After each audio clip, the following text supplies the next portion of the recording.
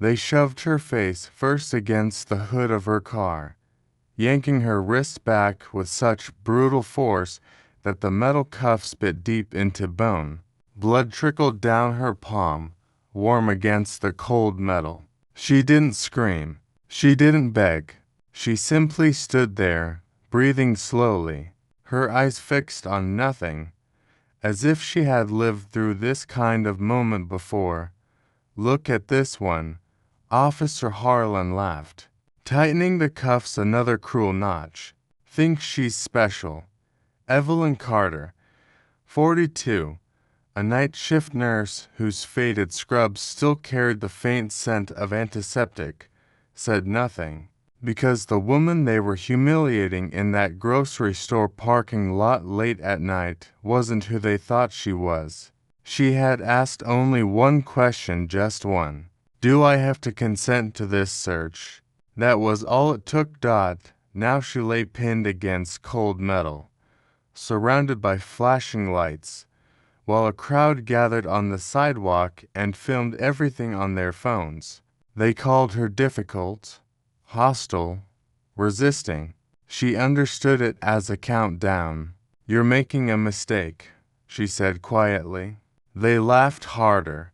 What they didn't know was that she had already made one call before they ripped the phone from her hand, and somewhere far away, that call was racing toward them like a freight train with no brakes. If you want to see how far power can fall when it chooses the wrong target, stay with me until the end. Leave a comment with your city so you can see how far this story travels. You won't believe what happens next. The checkpoint shouldn't have been there. Evelyn noticed it the moment she turned off the highway into the Riverside district of Crestmont, a neighborhood she had driven through countless times on her way home from the hospital. But tonight, orange cones forced traffic into a single lane, and two patrol cars sat angled across the road, their light bars spinning lazy circles against the dark. She slowed, checked her mirrors, and saw three other cars ahead of her being waved through without stopping, all of them driven by white faces in business casual, heading home from whatever had kept them late downtown. When she rolled up, Officer Harlan stepped into her headlights and raised a hand. She stopped and rolled down her window. Cold night air pushed into the car, carrying the smell of wet asphalt and exhaust. He leaned in close, flashlight sweeping her back seat like he expected to find something hidden there. "License and registration." She handed them over without a word. Her hands were steady. They were always steady. "Can I ask what this is for?" "Routine check." He barely glanced at her ID before passing it to his partner. "Routine check for what?" His jaw tightened. The flashlight beam swung back to her face, and she had to squint against it. "Step out of the vehicle." Evelyn hesitated, not because she was afraid. Fear had stopped being useful a long time ago. She was calculating, reading the situation the way she had been trained to do. To officers, no supervisor, no signage indicating what law justified the stop. The checkpoint sat just inside Riverside, a neighborhood that had been mostly Black and Latino before the new development started going up. She had read about the increased police presence in the local paper Community Safety Initiative. All the words that sounded good in press releases and meant something else on the ground. "Am I being detained?" she asked, voice calm and measured. "I said step out." She didn't move. Her hands stayed on the wheel, visible, exactly where they were supposed to be. "I'm asking if I'm free to go, or if I'm being detained. Those are my options under the law." Harlan's face went red. He stepped back and gestured to his partner, a younger man with a buzz cut and a name tag that read Mercer. We got a difficult one. Mercer came around the passenger side, hand resting on his belt near the taser. Mum, if you don't step out of the vehicle right now, we will remove you by force. Evelyn looked at him, then at Harlan, then at the phone sitting in her cup holder.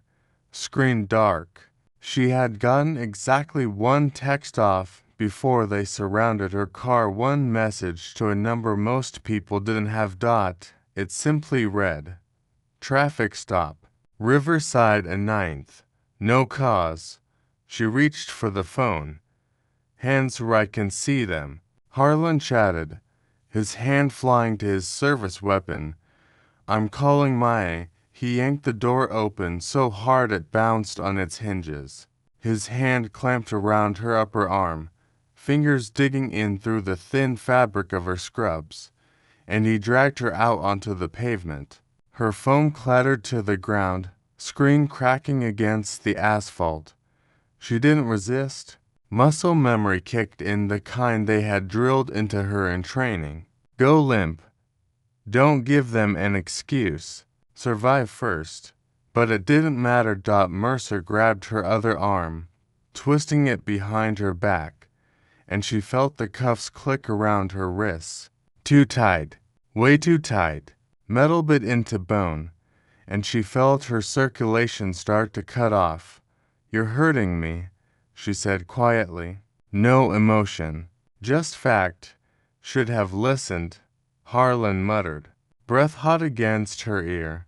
A small crowd had gathered on the sidewalk outside the corner store, mostly older black men and a few women heading home from work. Phones were already up, recording. One woman, heavy set with a church hat still pinned to her hair, shouted, "She didn't do nothing. Y'all see that? She didn't do nothing." Mercer ignored her. He shoved Evelyn toward the patrol car, hand heavy on the back of her head, forcing her down into the back seat like she was a suspect in a murder case instead of someone who had asked a simple question. The door slammed shut, and the sound echoed in her ears. She sat in silence, wrists throbbing, shoulders aching from the angle. The metal grate separating her from the front seat smelled like cold sweat and vomit, and there were scratches in the plastic beside her. Someone had carved a racial slur deep into the surface. She stared at it and breathed. In for 4, hold for 4, out for 4. The way they had taught her when mortar were falling, and there was nothing to do but wait. Harlan climbed into the driver's seat, tossing her license and registration onto the dashboard like they were trash. "Evelyn Marie Carter, nurse, lives over on Ashland." He glanced back at her through the grate. Ice cold. "You got a record?" "No." "Then why the attitude?" She didn't answer. There was no point. She had seen this before. Different country, different uniform, same script. Mercer got in on the passenger side, scrolling through his phone. "Says here she works at Franklin Memorial. Night shift." "That right." Harlan smirked, adjusting the rearview mirror so he could see her face. "You one of those angels of mercy, emptying bedpans and fetching coffee." Evelyn met his eyes in the mirror. "I just wanted to know why you stopped me, because I felt like it." "That's not legal." His grin widened, the kind of smile that didn't reach anywhere near his eyes. "You a lawyer now?" "No, just someone who knows her rights." "Rights?" Mercer muttered, shaking his head like she had said something funny. "Everyone's got rights till they don't." They pulled out of the checkpoint and drove in silence. Winding through back streets, she recognized past the shuttered factory that used to make textiles, past the row houses with bars on the windows, past the murals someone had painted after a protest. She knew where they were going before they got there. Crestmont Police. Department sat at the edge of downtown like a bad tooth, a low brick building with barred windows, a flag that hadn't been replaced in years, and a parking lot full of potholes. She had driven past it countless times on her way to work, never once imagining she would see the inside.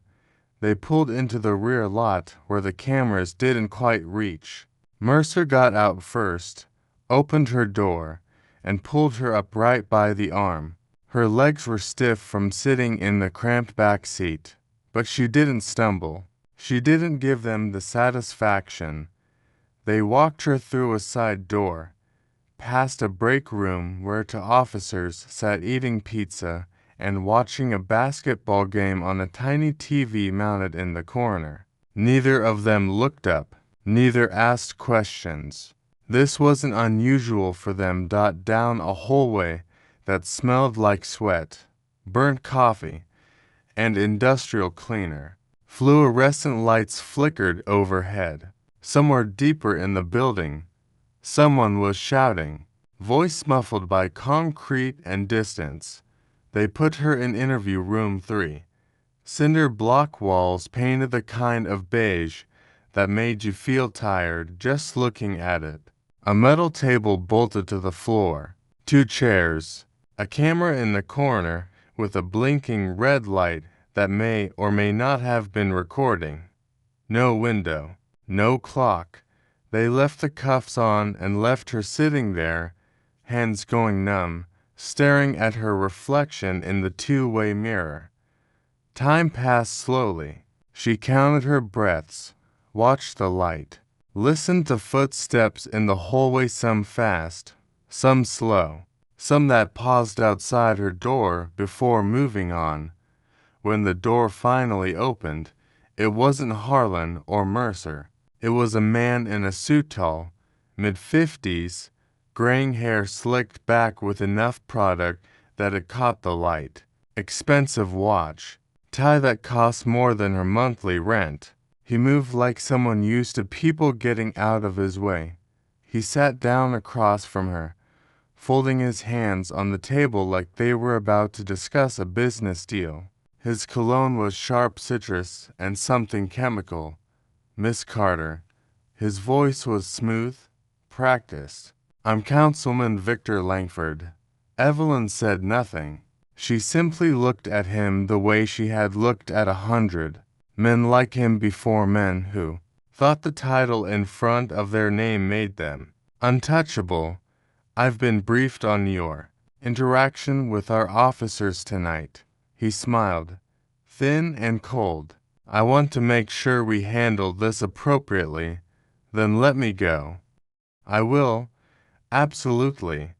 But first, I need you to understand something. He leaned forward slightly, and she caught the smell of mint on his breath gum or mouthwash. Crestmont is changing. We're implementing new safety measures to protect our citizens. Sometimes that means stopping people, asking questions, making sure everyone's where they're supposed to be. You understand? I understand you're violating the Fourth Amendment. His smile didn't falter. If anything, it grew wider. You sound like someone who watches a lot of TV legal dramas. I sound like someone who's read the Constitution. Langford sat back, studying her the way you'd study a bug under glass. You know what I see when I look at you, Miss Carter. I see a tired woman who's had a long shift, who's probably overworked and underpaid, who made a bad decision tonight by questioning officers who were just doing their job. But here's the good news. We can make this go away. He pulled a folded piece of paper from his jacket pocket and smoothed it on the table between them. You sign a statement saying you were uncooperative. You pay a small fine, nothing you can't handle, and you're free to go. No record, no court date, no fuss. Evelyn's voice was flat.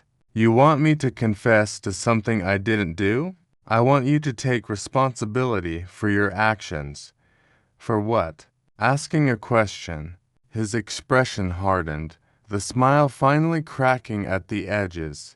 For resisting lawful commands from peace officers in the execution of their duties, there was nothing lawful about it. Langford stood up slowly, adjusting his cuffs with deliberate precision. "Miss Carter, I'm trying to help you. I really am. But if you insist on being difficult, if you insist on making this a problem, then I will make sure this becomes a very public problem for you. You'll lose your job. Your nursing license will be reviewed. Your name will be in every newspaper between here and the state capital, and not in a good way. Everything you've worked for, gone." He paused at the door, one hand on the frame. "Think about it. You've got time." The door closed with a soft click. Evelyn sat alone, staring at the camera in the corner. She knew how this worked. She had been trained to resist interrogation, pressure, intimidation, isolation. They exhaust you, make you doubt yourself, make the easy way out look like the only way out. She had seen it in training exercises. She had seen it for real in places where the rules didn't exist and someone's word was worth more than your life. But this wasn't a desert compound or a black site. This was Crestmont, Virginia, United States of America, and they thought she was just a nurse. She almost smiled. Later, Harlan came back in. He didn't knock. He simply shoved the door open hard enough that it banged against the wall. He tossed a pen and a crumpled piece of paper onto the table. "Sign it." Evelyn didn't touch it, didn't even look at it.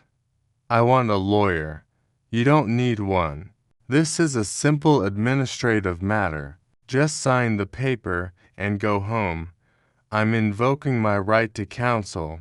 He slammed his hand on the table, and the sound cracked through the room like a gunshot. "You think you're smart. You think you're special. Let me tell you something. You're nobody. A nobody in scrubs who's about to get charged with obstruction of justice, resisting arrest, disorderly conduct, and anything else I feel like adding. So unless you want to spend the night in county lockup with actual criminals, you'll sign the goddamn paper." She didn't flinch. She simply looked at him with the same flat, unreadable expression she had worn since the checkpoint, the one that made people uncomfortable because it didn't give them anything to work with. "I want a lawyer," she repeated. Harlan's face went purple. A vein throbbed in his temple. He grabbed the paper, crumpled it into a ball, and threw it at her. It bounced off her shoulder and rolled under the table. "Fine. Enjoy your cell." "Bitch," he stormed out, slamming the door so hard the camera shook. Minutes later, Mercer came to move her. They walked her down another hallway, through a locked door that buzzed open when he swiped his card, into the holding area. It smelled worse here, sweat and urine, and something sour she didn't want to identify. The fluorescent lights hummed and flickered. Cell 4 was narrow, a metal bench bolted to the wall, a stainless steel toilet with no seat, concrete floor with a drain in the center. No window, no clock, just 4 walls, and the sound of someone coughing weightily in the cell next door. Mercer finally uncuffed her. The metal left deep red grooves in her wrists, skin broken in 2 places where the edges had cut in. Blood had dried in thin lines down to her palms. "Someone will bring you water in a bit," he said, not meeting her eyes. Then he locked the door and walked away. Evelyn sat down on the bench. It was cold through her scrubs. She leaned her head back against the wall, closed her eyes, and let herself breathe. Most people would have panicked by now. would have cried or shouted or begged, would have signed the paper just to make it stop. Evelyn did none of those things because she had learned a long time ago that silence was a weapon, that patience was armor, that the people who thought you were weak because you didn't fight back the way they expected were the ones who made mistakes. And she was very, very good at waiting for mistakes. Somewhere across town, in a building with no sign on the door and security clearance required, just to enter the parking garage, a phone rang. The man who answered it, Raymond Torres, Deputy Director of the Defense Intelligence Agency's Counterintelligence Division, listened for 30 seconds without interrupting. Then he stood up so fast his chair hit the wall and rolled halfway across the room. When? A pause. His jaw clenched. Is she injured? Another pause. Longer this time. His knuckles went wide around the phone. I want a full tactical team on site in 20 minutes. Federal authority override local jurisdiction. I don't care if it's a traffic stop or a goddamn parking ticket. If she's in custody, she's compromised, and we treat it as a security incident until proven otherwise. He hung up without saying goodbye and grabbed his jacket off the back of the chair. We've got a situation. His deputy, a woman named Kara Simmons, who had been sorting files at her desk, looked up sharply. What kind? The kind where a decorated combat medic with top-secret SCI clearance just got arrested at a traffic stop, and nobody bothered to run her real credentials. The room went silent except for the hum of the air conditioning. How long ago? Hours. Jesus Christ. Yeah, Torres was already heading for the door, pulling his phone out again. Get me eyes on Crestmont PD. I want building schematics, surveillance feeds, personnel files on every officer on duty tonight, and get the U.S. Attorney's Office on standby. If they've touched her, if they violated protocol, I want charges ready to file before sunrise. Simmons was already typing, fingers flying across the keyboard. What if it's nothing? What if she just mouthed off and they overreacted? Torres stopped in the doorway and looked back at her.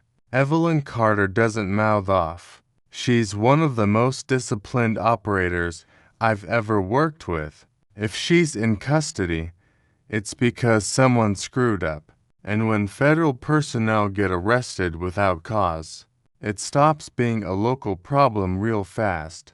He walked out, and Simmons heard him barking orders into his phone before he even reached the elevator. But back in holding, Evelyn heard voices, not close, somewhere deeper in the building. Raised voices, someone shouting, then footsteps, fast, multiple people moving with purpose. The lock on her cell door clicked. A detective she hadn't seen before stepped in, young, maybe 30, white, with a receding hairline and a tablet clutched in both hands like it might explode. His face was pale, and there was sweat on his upper lip despite the fact that the building was freezing. Miss Carter. Asterisk. She opened her eyes, but didn't sit up. She simply looked at him. He glanced at the tablet, then back at her, then at the tablet again, like he was hoping the words on the screen would change. Can you confirm your full legal name for me? Evelyn Marie Carter. And your current occupation? Registered nurse. Franklin Memorial Hospital. Asterisk. Right. Right. Okay. He was definitely sweating now. And is there anything else you'd like to add to that? Any other credentials or affiliations I should be aware of? Evelyn tilted her head slightly. Why are you asking? Because your identification just flagged in 3 separate federal databases. and I've got the Pentagon calling my captain's direct line, asking why the hell you're in custody without charges. Silence. The detective swallowed hard enough that she could see his throat move. Ma'am, I need to tell me right now, are you currently active military? No. Reserves? No. Then why? He stopped himself, looking at the tablet again. His hands were shaking. What rank did you hold? Staff Sergeant, United States Army. Discharged honorably years ago. Clearance level. She didn't answer. She simply kept looking at him with those flat, calm eyes. He scrolled down. Read something. And his face went from pale to gray. Oh my God. Evelyn stood up slowly, brushing dust and God knows what off her scrubs. Her wrists were still bleeding sluggishly and her shoulders ached. But she moved like none of it mattered. I'd like to make my phone call now. Mum, I don't eat a phone call. That's my right under Miranda. Or are we skipping that one, too? He nodded so hard she thought his head might come off. Yes, absolutely. Right this way. As they walked down the hallway, Evelyn noticed something had changed. Officers who had been joking around in the break room were now standing in tight clusters, talking in low voices. Phones were ringing nonstop, the old landlines on the desks, the cell phones clipped to belts, everything. A sergeant she didn't recognize was barking into a radio, face red, spit flying. Through the glass window of the captain's office, she saw Harlan and Mercer sitting stiff-backed in chairs like school kids sent to the principal. Harlan's face was the color of old concrete. Mercer looked like he might throw up. The detective led her to a phone at the front desk, an old rotary thing that probably hadn't been upgraded since the 90s. You have 5 minutes. She picked up the receiver and dialed a number from memory. It rang twice. A voice answered, male. Calm, controlled. No identifying information. Verification required. Carter. Evelyn. Service number 4827 Alpha Victor 9-2. A pause. She could hear keys clicking on the other end. Verified. Current status. Detained without cause. Crestmont Police Department, Virginia. No charges filed. Rights violated. Multiple witnesses. Request immediate intervention and legal support. Understood. Hold position. Team is already en route. 8 of 14 minutes. The line went dead. Evelyn hung up and turned to the detective, who was watching her like she had just called in an airstrike. You might want to clear your parking lot. Why? She didn't answer. She simply walked back toward Holding, calm as Sunday morning. Outside, the first black SUV pulled into the lot, then another, then 6 more. Doors opened in perfect synchronization, and men and women in suits emerged. Some with FBI credentials visible on their belts, some with DOD badges, one with the kind of bearing that screamed military even in civilian clothes. Raymond Torres stepped out of the lead vehicle, gray overcoat billowing in the wind, and looked up at the building like he was deciding where to start tearing it down. Behind him, a woman in a sharp pantsuit was already on the phone. Yes, sir. Confirmed on site. We'll have her out in 10 minutes. No, sir. No injuries reported yet. But we're conducting a full medical evaluation. And sir, someone's going to prison for this. Inside, Captain Morrison, a man who had spent decades working his way up from beat cop to department head, stood in his office staring at his computer screen like it had personally betrayed him. On the screen was Evelyn Carter's service record. Not the basic one. The real one. 15 years active duty. 3 combat deployments. Specialized medical training. Field triage under fire. Recipient of the Bronze Star. Top secret clearance with special compartmented information access updated recently for consulting work with DIA, and a note at the bottom, flagged in red.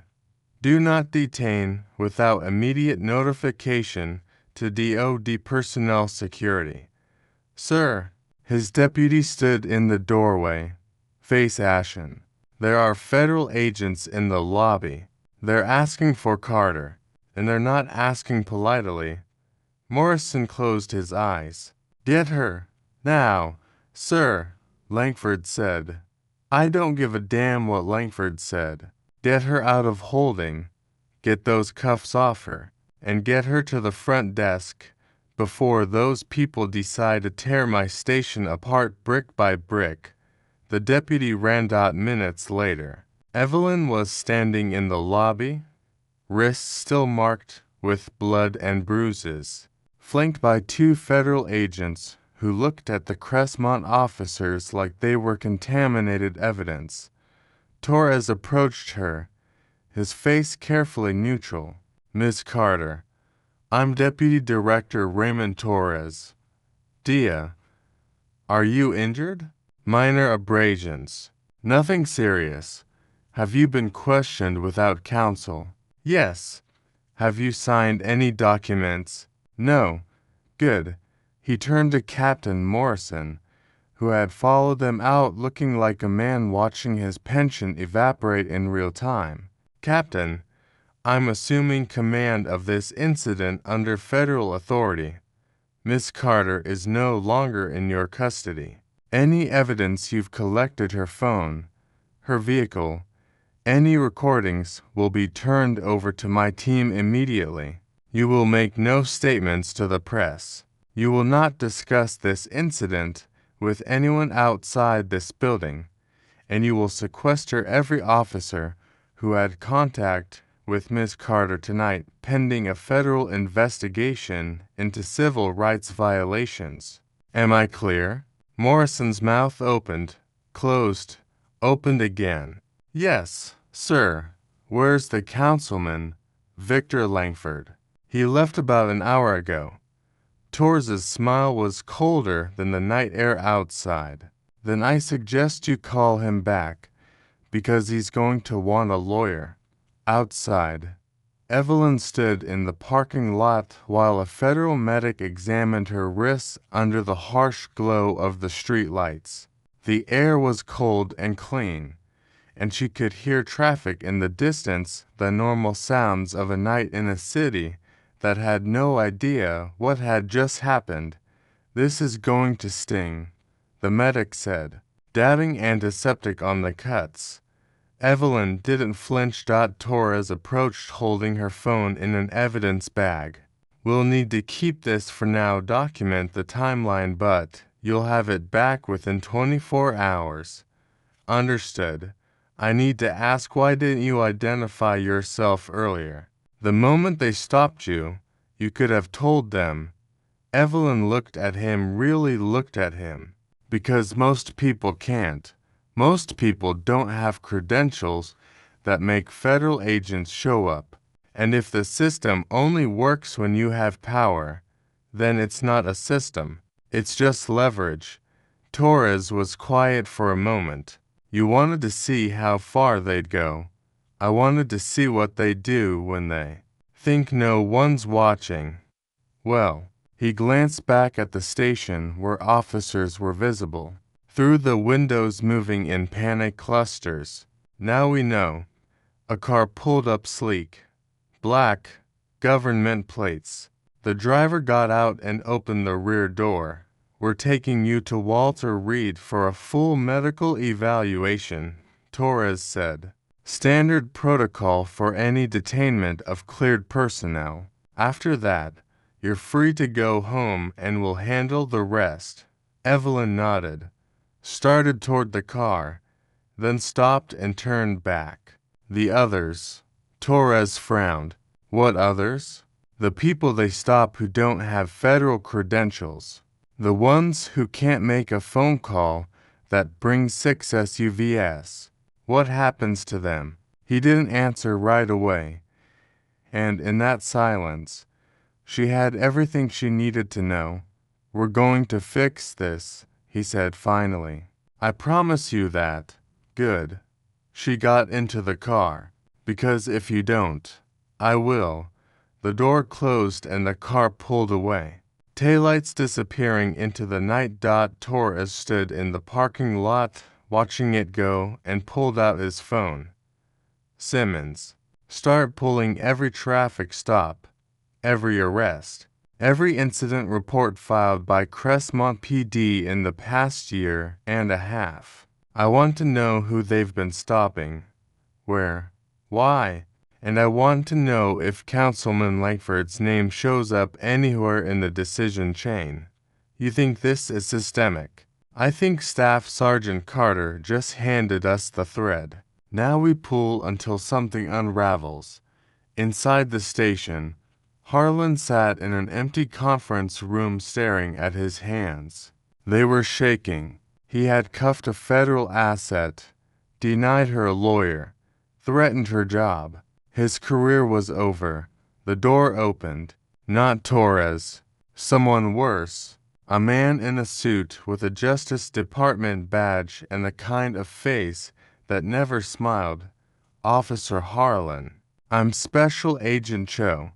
We need to talk about your actions tonight, and you're going to want to be very, very honest with me.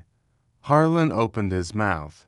Nothing came out, and somewhere across town, Victor Langford sat in his home office staring at his phone as it rang and rang, and rang with calls from numbers he didn't recognize. He didn't answer.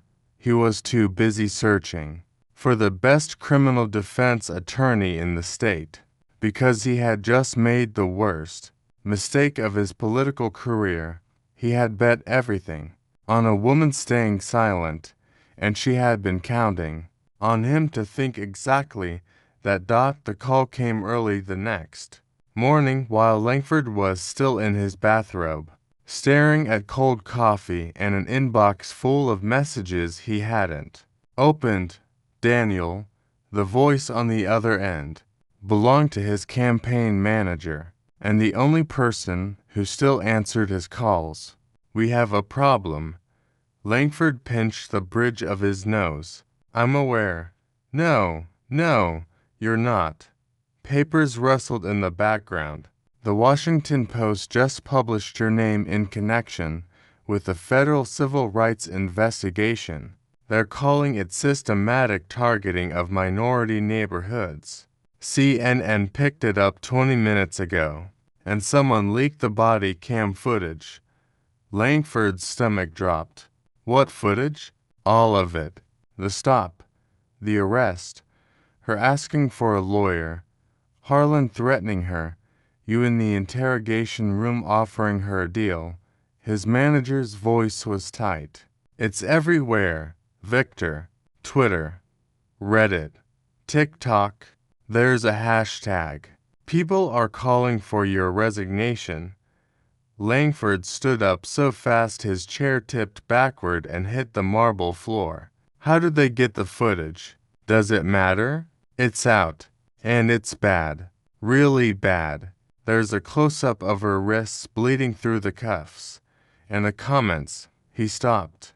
You need to hire a lawyer today. Not tomorrow. Today. I haven't done anything illegal.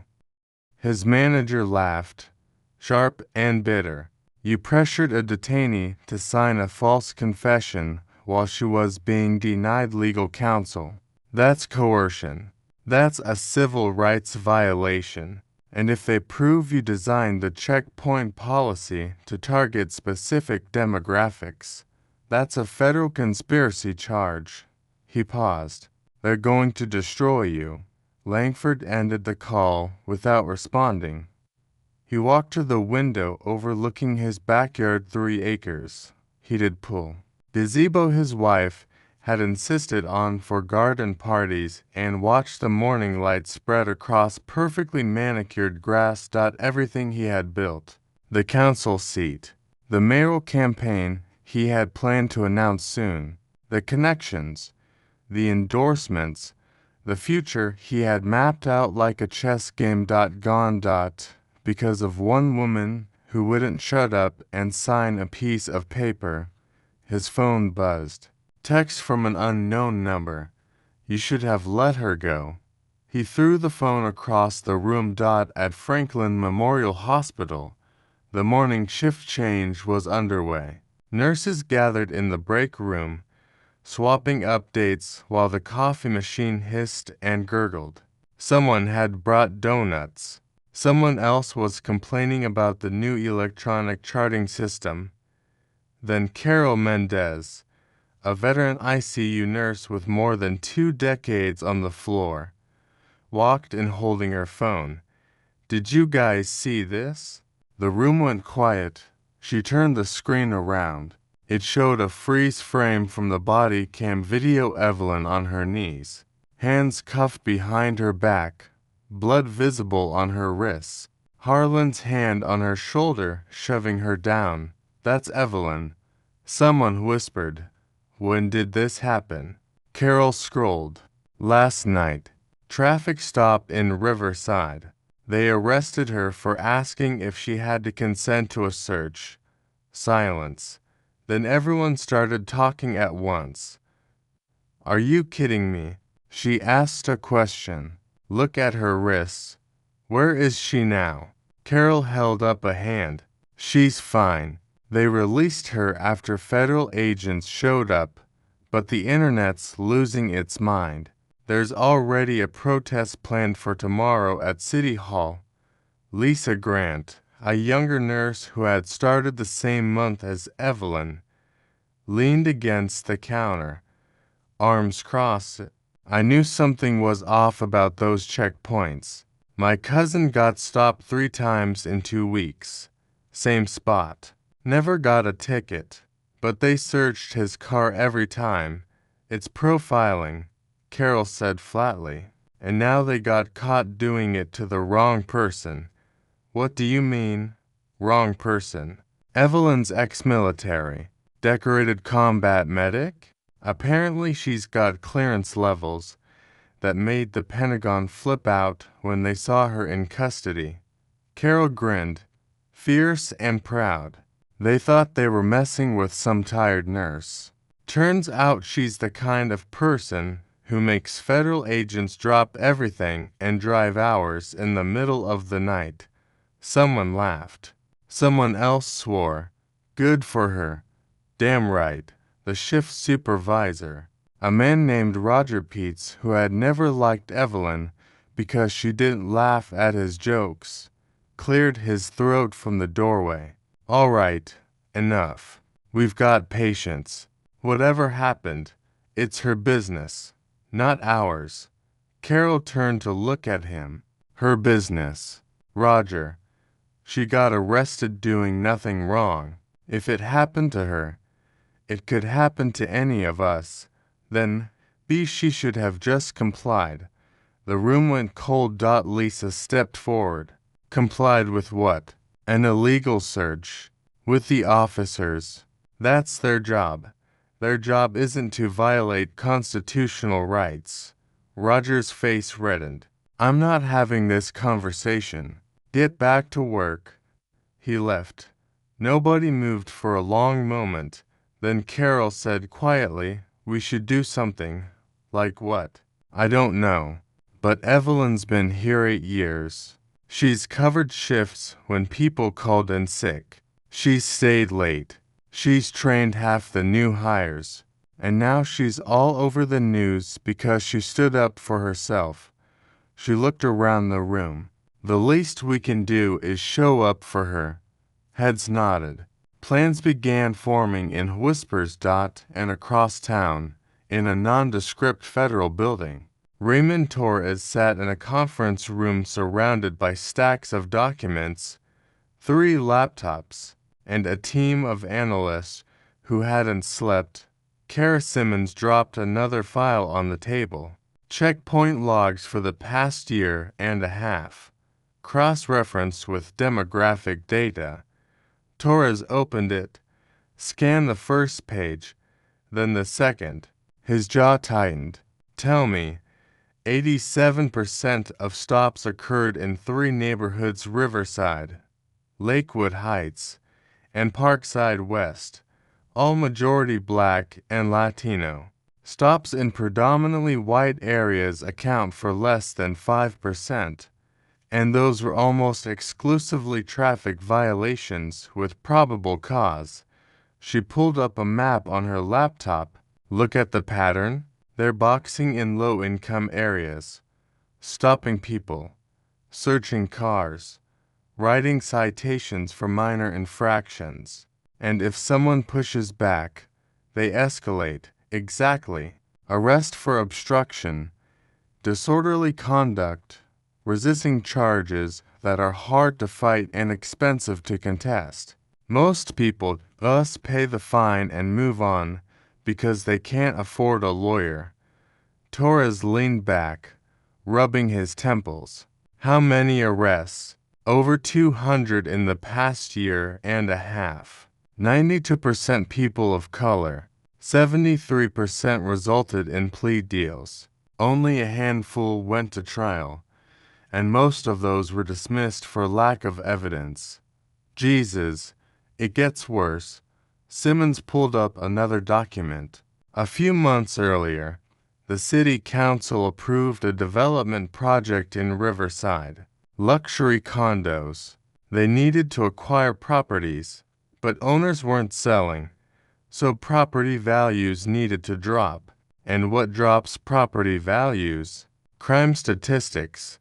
Bingo. Increase police presence. Increase arrests. Increase the perception that the neighborhood's unsafe. And suddenly people are more willing to sell at a loss. She tapped the screen. Guess who's on the development board? Torres didn't need to guess. Langford and 5 other council members. They stand to make millions if the project goes through. He closed his eyes. This wasn't just profiling. This was social engineering, deliberate, calculated, using the police as a weapon to gentrify neighborhoods and line pockets. We need to bring this to the U.S. Attorney. Already scheduled. Meetings at noon. Simmons hesitated. There's one more thing. What? Evelyn Carter's not the first federal employee they've stopped. Torres looked up sharply. Explain. Several weeks ago, a VA social worker named Marcus Hale got arrested at the same checkpoint. Same scenario. Asked for a reason for the stop. Got cuffed. Charges were dropped after a couple of days, but it never got flagged because he didn't have active clearance. She pulled up his file. He filed a complaint. Nothing happened. No investigation. No follow-up. Where's Hale now? Still working. Still living in Riverside. I've got his contact info. Torres stood up, grabbing his jacket. Set up a meeting. Today, I want to know how many others there are. He paused at the door. And get me everything you can find on Councilman Langford. Bank records, emails, phone logs. If he jaywalked in 1987, I want to know about it. Simmons smiled grimly. Already on it. Evelyn woke up in her own bed late in the morning. The medical evaluation at Walter Reed had taken hours: x-rays, blood work, a full physical, interviews with 3 different doctors who kept asking if she felt safe going home. She had finally convinced them she was fine, and they had released her with antibiotics for the cuts on her wrists and a note excusing her from work for a week. She didn't plan to use it. Her phone, returned to her that morning by a federal courier, sat on the nightstand, screen dark. She picked it up. Dozens of missed calls, Hundreds of text messages, emails in the triple digits. She opened the texts. Most were from coworkers. Are you okay? Saw the video. I'm so sorry. Let me know if you need anything. You're a badass. One was from her sister in Ohio. Mom saw the news. Call her. Evelyn sighed and dialed. Her mother picked up on the first ring. Evelyn Marie Carter. What in God's name is going on? Hi, Mom. Don't hi, Mom Emmy. I just watched you get arrested on CNN. Your father nearly had a heart attack. I'm fine. It was a misunderstanding. A misunderstanding. They had you in handcuffs. You were bleeding. Mom, and why didn't you tell them you were military? Why didn't you say something? Evelyn closed her eyes. Because it shouldn't matter. Nobody should have to prove they're important to be treated like a human being. Silence on the other end. Then her mother's voice. Quieter. You always were stubborn. I learned from the best. A reluctant laugh. Your father wants to drive down there and give those police a piece of his mind. Please don't. I told him you'd say that. A pause. Are you really okay? I am. I promise. Asterisk good. Because if you weren't, I'd do worse than your father. Evelyn smiled for the first time in hours. I know. After she hung up, she made coffee and sat at her kitchen table staring out the window at the street below. It was a quiet block, older houses, families who had lived here for decades. The kind of neighborhood where people knew each other's names and looked out for each other's kids. The kind of neighborhood the checkpoints were designed to empty. Her phone buzzed. Unknown number. She answered. Hello. Ms. Carter, this is Agent Simmons with the Defense Intelligence Agency. I'm calling on behalf of Deputy Director Torres. Do you have a few minutes? Sure. We're building a case against Crestmont PD and several city officials for civil rights violations. We'd like to interview you formally, get a detailed statement, walk through the events of last night, and discuss any prior incidents you may have witnessed in the area. When? This afternoon if possible. We're working on a tight timeline. Evelyn glanced at the clock. I can be there by 2. Perfect. I'll send you the address, ma'am. Simmons paused.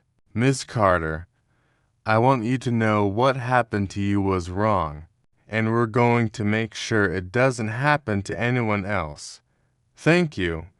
After the call ended, Evelyn sat in silence. She had spent 15 years in the Army following orders, trusting the system, believing that if you did the right thing would happen. Then she had come home and realized the system only worked if you had enough power to make it work. But maybe, just maybe, she had found a crack in the armor. A place where pressure applied correctly could bring the whole structure down. She finished her coffee, got dressed, and headed out. The federal building was downtown, glass and steel with security checkpoints and guards who actually checked IDs properly. Evelyn went through the metal detector, signed in, and was escorted to the 4th floor by an agent who didn't make small talk. Torres met her in the hallway. Miss Carter, thank you for coming. Call me Evelyn. He led her to a conference room where Simmons was waiting with a laptop and a stack of files. They sat down, and Simmons started a recording. For the record, this is a voluntary interview with Evelyn Carter regarding events on the night in question. Ms. Carter, you've been informed this is voluntary and you can stop at any time. Correct. Correct. Good. Let's start from the beginning. What time did you leave work that night? Evelyn walked them through it. The checkpoint, the stop, Harlan's attitude, the arrest, the interrogation, Langford's offer, the holding cell. She kept her voice steady, factual, like she was briefing a commanding officer. When she finished, Torres leaned forward. Did Officer Harlan or Officer Mercer tell you why you were being stopped? No, Harlan said. Routine check. When I asked what for, he told me to step out, and you asked if you were being detained. Yes. I wanted to clarify my legal status. If I wasn't being detained, I had the right to leave. If I was being detained, I had the right to know why. What was his response? He didn't answer, just ordered me out of the car. When I reached for my phone, he pulled me out physically. Simmons typed rapidly. Did either officer identify a lawful reason for the stop at any point during the encounter? No. Torres slid a photograph across the table. It showed the checkpoint from an overhead angle, cones, patrol cars, officers standing in the road. Do you see any signage here indicating the legal basis for the stop? Evelyn studied it. No. No signs. No DUI checkpoint markers. No indication of what they were checking for, which means it was likely unconstitutional from the start. Torres pulled the photo back. Tell me about Councilman Langford. Evelyn recounted the conversation, his offer, his threats, the way he had smiled like he was doing her a favor. Did he explicitly threaten your employment? Yes, he said I'd lose my job. My nursing license would be reviewed, and my name would be in every newspaper. He said everything I'd worked for would be gone, and he offered to make it disappear if I signed a confession. Torres and Simmons exchanged a look. That's coercion, Simmons said. Textbook. Torres nodded. Evelyn, I need to ask you something, and I want you to be honest. Why didn't you identify yourself as former military? You knew it would change the situation. Evelyn met his eyes. Because I wanted to see what they do to people who can't make that call. Most people in Riverside don't have federal credentials. They don't have contacts at the Pentagon. If the system only protects people with power, then it's not justice. It's just leverage. She paused. I wanted them to show me who they really are. And they did? Yes. Torres sat back. We're going to use your case as the foundation for a much larger investigation. We've identified over 200 similar stops. We believe this was a coordinated effort to drive down property values in minority neighborhoods to facilitate a development project. Langford and several other officials stand to profit. Evelyn wasn't surprised. She had suspected something like this the moment she saw the checkpoint. What do you need from me? Testimony. When this goes to trial, we'll need you to walk a jury through what happened. Can you do that? Yes. It won't be easy. Defense attorneys will try to discredit you. They'll dig into your past, your service record, anything they can use. Let them. Simmons smiled slightly. You're not worried.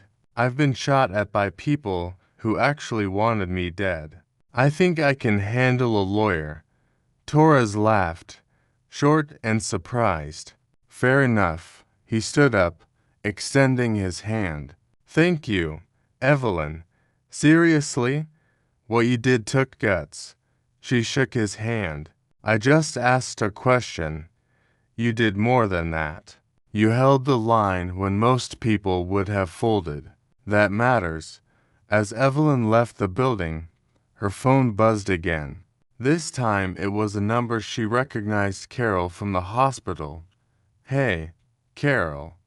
Evelyn. Oh, thank God. Are you okay? I'm fine. What's up? We're organizing something, a rally. Tomorrow at City Hall, we want to show support for you and everyone else who's been targeted by these checkpoints. Carol's voice was excited, breathless. We've got nurses, teachers, community groups, the ACLU's sending people, even some folks from the state legislature. Evelyn stopped walking. Carol, you don't have to. Yes, we do. You stood up. Now we stand with you. A pause. Will you come? You don't have to speak or anything. Just be there. Evelyn looked up at the sky clear, cold, the kind of day that felt like anything could happen. Yeah, she said quietly. I'll be there. That night, Victor Langford sat in his lawyer's office, a corner suite downtown, with a view of the river and furniture that cost more than most people's cars. His attorney, Gerald Voss, was in his 70s, silver-haired, and had successfully defended 3 governors and a senator. He read through the file Torres's office had sent over, expression unreadable. Finally, he looked up. You're screwed. Langford blinked. Excuse me, I'm not going to sugarcoat it. Victor, this is catastrophic. They have body cam footage of you coercing a detainee. They have logs showing systematic targeting of minority neighborhoods. They have financial records linking you to a development project that benefits directly from decreased property values in those same neighborhoods. He closed the file. A first-year law student could convict you. So, what do? You resign. Immediately, you cooperate fully with the investigation. You hope that they offer you a deal in exchange for testimony against the others. Resign. Langford stood up. I've worked 20 years to get where I am. I'm not throwing it away because somewhat. Voss's eyes were cold. Finish that sentence carefully. Victor. Langford shut his mouth. Here's the reality. The federal government is coming after you with everything they've got. This isn't a local scandal. This is a civil rights case with national attention. If you fight it, you will lose. You will go to prison, and you will lose everything anyway. Voss leaned forward. But if you resign now, cooperate fully, and show genuine remorse, you might get a suspended sentence and keep your pension. That's it. That's the best you can do? That's the best anyone can do. You picked the wrong fight with the wrong person at the wrong time. He slid a piece of paper across the desk. This is a resignation letter. Sign it. Submit it tomorrow, and pray that the U.S. Attorney's Office is feeling generous.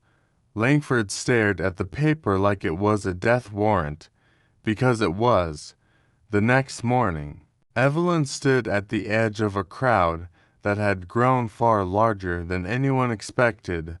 City Hall steps were packed with people holding signs.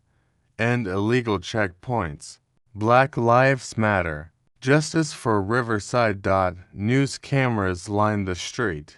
Reporters shouted questions. Organizers with megaphones tried to maintain order. Carol found her in the crowd and grabbed her arm. There you are. Come on, they want you up front. Carol, I asked for a minute. People want to see you. Evelyn let herself be pulled forward through the crowd, up the steps. Someone handed her a microphone. She looked out at the sea of faces, hundreds of them. Maybe more, all watching her. She had briefed generals, run field hospitals under mortar fire, held soldiers together while they died. This felt harder. I'm not good at speeches, she said, and her voice echoed across the plaza. Someone shouted, You have to be.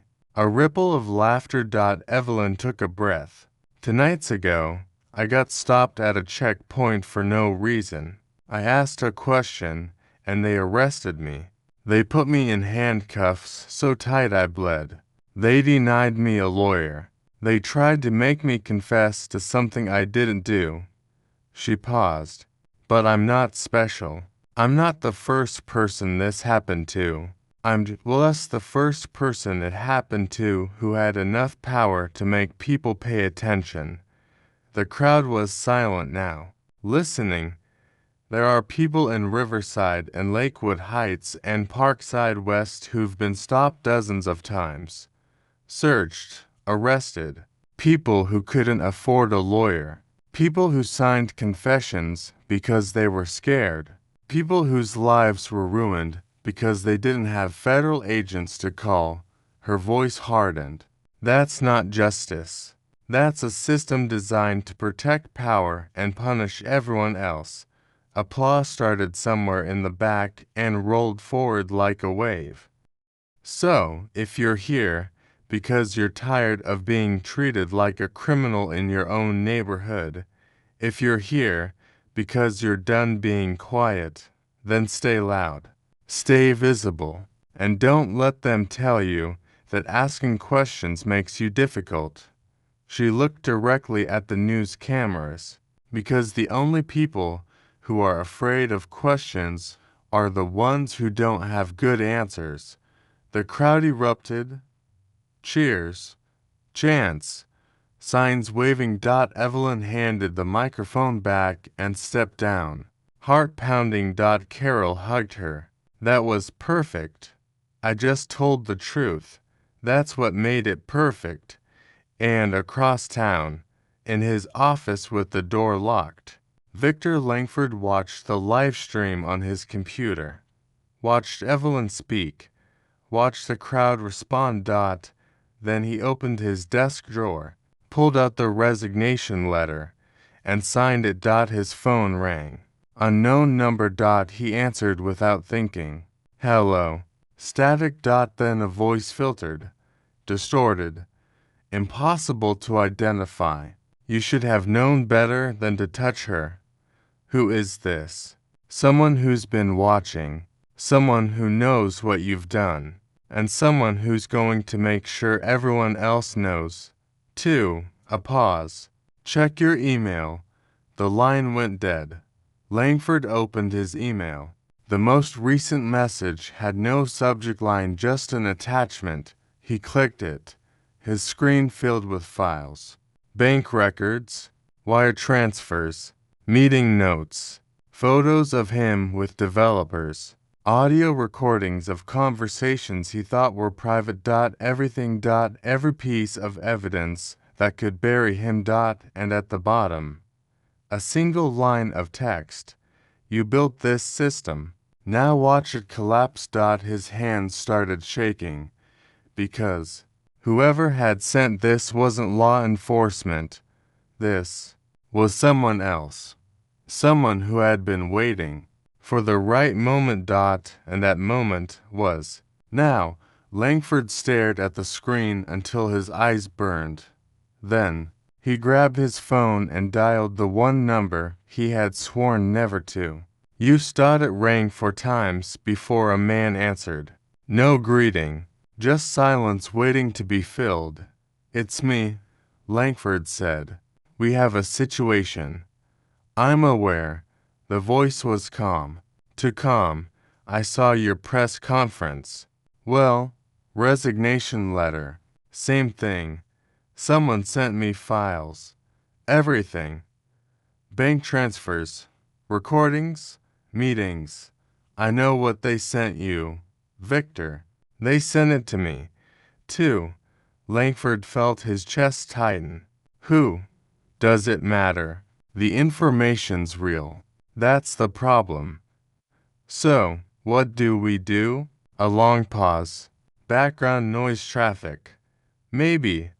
Or wind against a microphone. We cut the dead weight. You resign quietly. Take whatever deal the feds offer. Keep your mouth shut. And if I don't, then you go down alone and I make sure it's ugly. The voice hardened. You knew the risks when you took the money. You knew what we were building. Now it's collapsing and I'm not going down with you. The line went dead. Langford sat in the dark of his office, surrounded by leather-bound books he had never read and awards he had never earned, and realized he was alone, completely alone. At the federal building, Torres got the same email late that night. He was still at his desk, working through witness statements. When his computer chimed. He opened the attachment. 5 minutes later, he called Simmons at home. She answered on the second ring, voice groggy. This better be good. Someone just handed us the entire case on a silver platter. What? Check your email. Subject line. You're welcome. He heard rustling, the sound of a laptop opening, then silence, then holy shit. Yeah, who sent this? No idea. The email's routed through 3 proxy servers in AVPN. IT says it'll take days to trace, and even then, we probably won't find anything. Torres scrolled through the files again. But it's all real. I've cross-referenced half of it already. Bank records match our financial investigation. The recordings are authenticated. This is prosecutable evidence. Can we use it? Legally? Maybe. It wasn't obtained through a legal search or wiretap, at least not by us. If it came from a whistleblower or leaked internal documents, we're clear. If it was hacked, he trailed off. We'll let the lawyers figure it out. Right now, I want to know who sent it and why. You think it's someone on the inside? Has to be. Someone with access to Langford's files. Someone who's been collecting this for a while. Torres leaned back in his chair. Someone who wanted him to see it first. Simmons was quiet for a moment. You think it's Carter? No. She was at the rally all day, public. Visible. Documented? And she's not the type to play games. If she wanted to take Langford down, she'd do it face to face. He rubbed his eyes. But someone wanted us to have this. Someone who knows exactly what we're building. Should we be worried? Torres thought about it. I don't know yet. But I'm not looking a gift horse in the mouth. Get some sleep. We've got a grand jury presentation in 2 days. And now we have enough evidence to bury half the city council. After he hung up, he sat in the quiet office and wondered who else was out there, watching from the shadows, waiting for the right moment to strike. Marcus Hale lived in a second-floor apartment in Riverside, 3 blocks from where Evelyn had been stopped. When Simmons knocked on his door the next morning, he opened it with a coffee mug in one hand and suspicion in his eyes. Yeah. Simmons held up her badge. Mr. Hale, I'm Agent Simmons.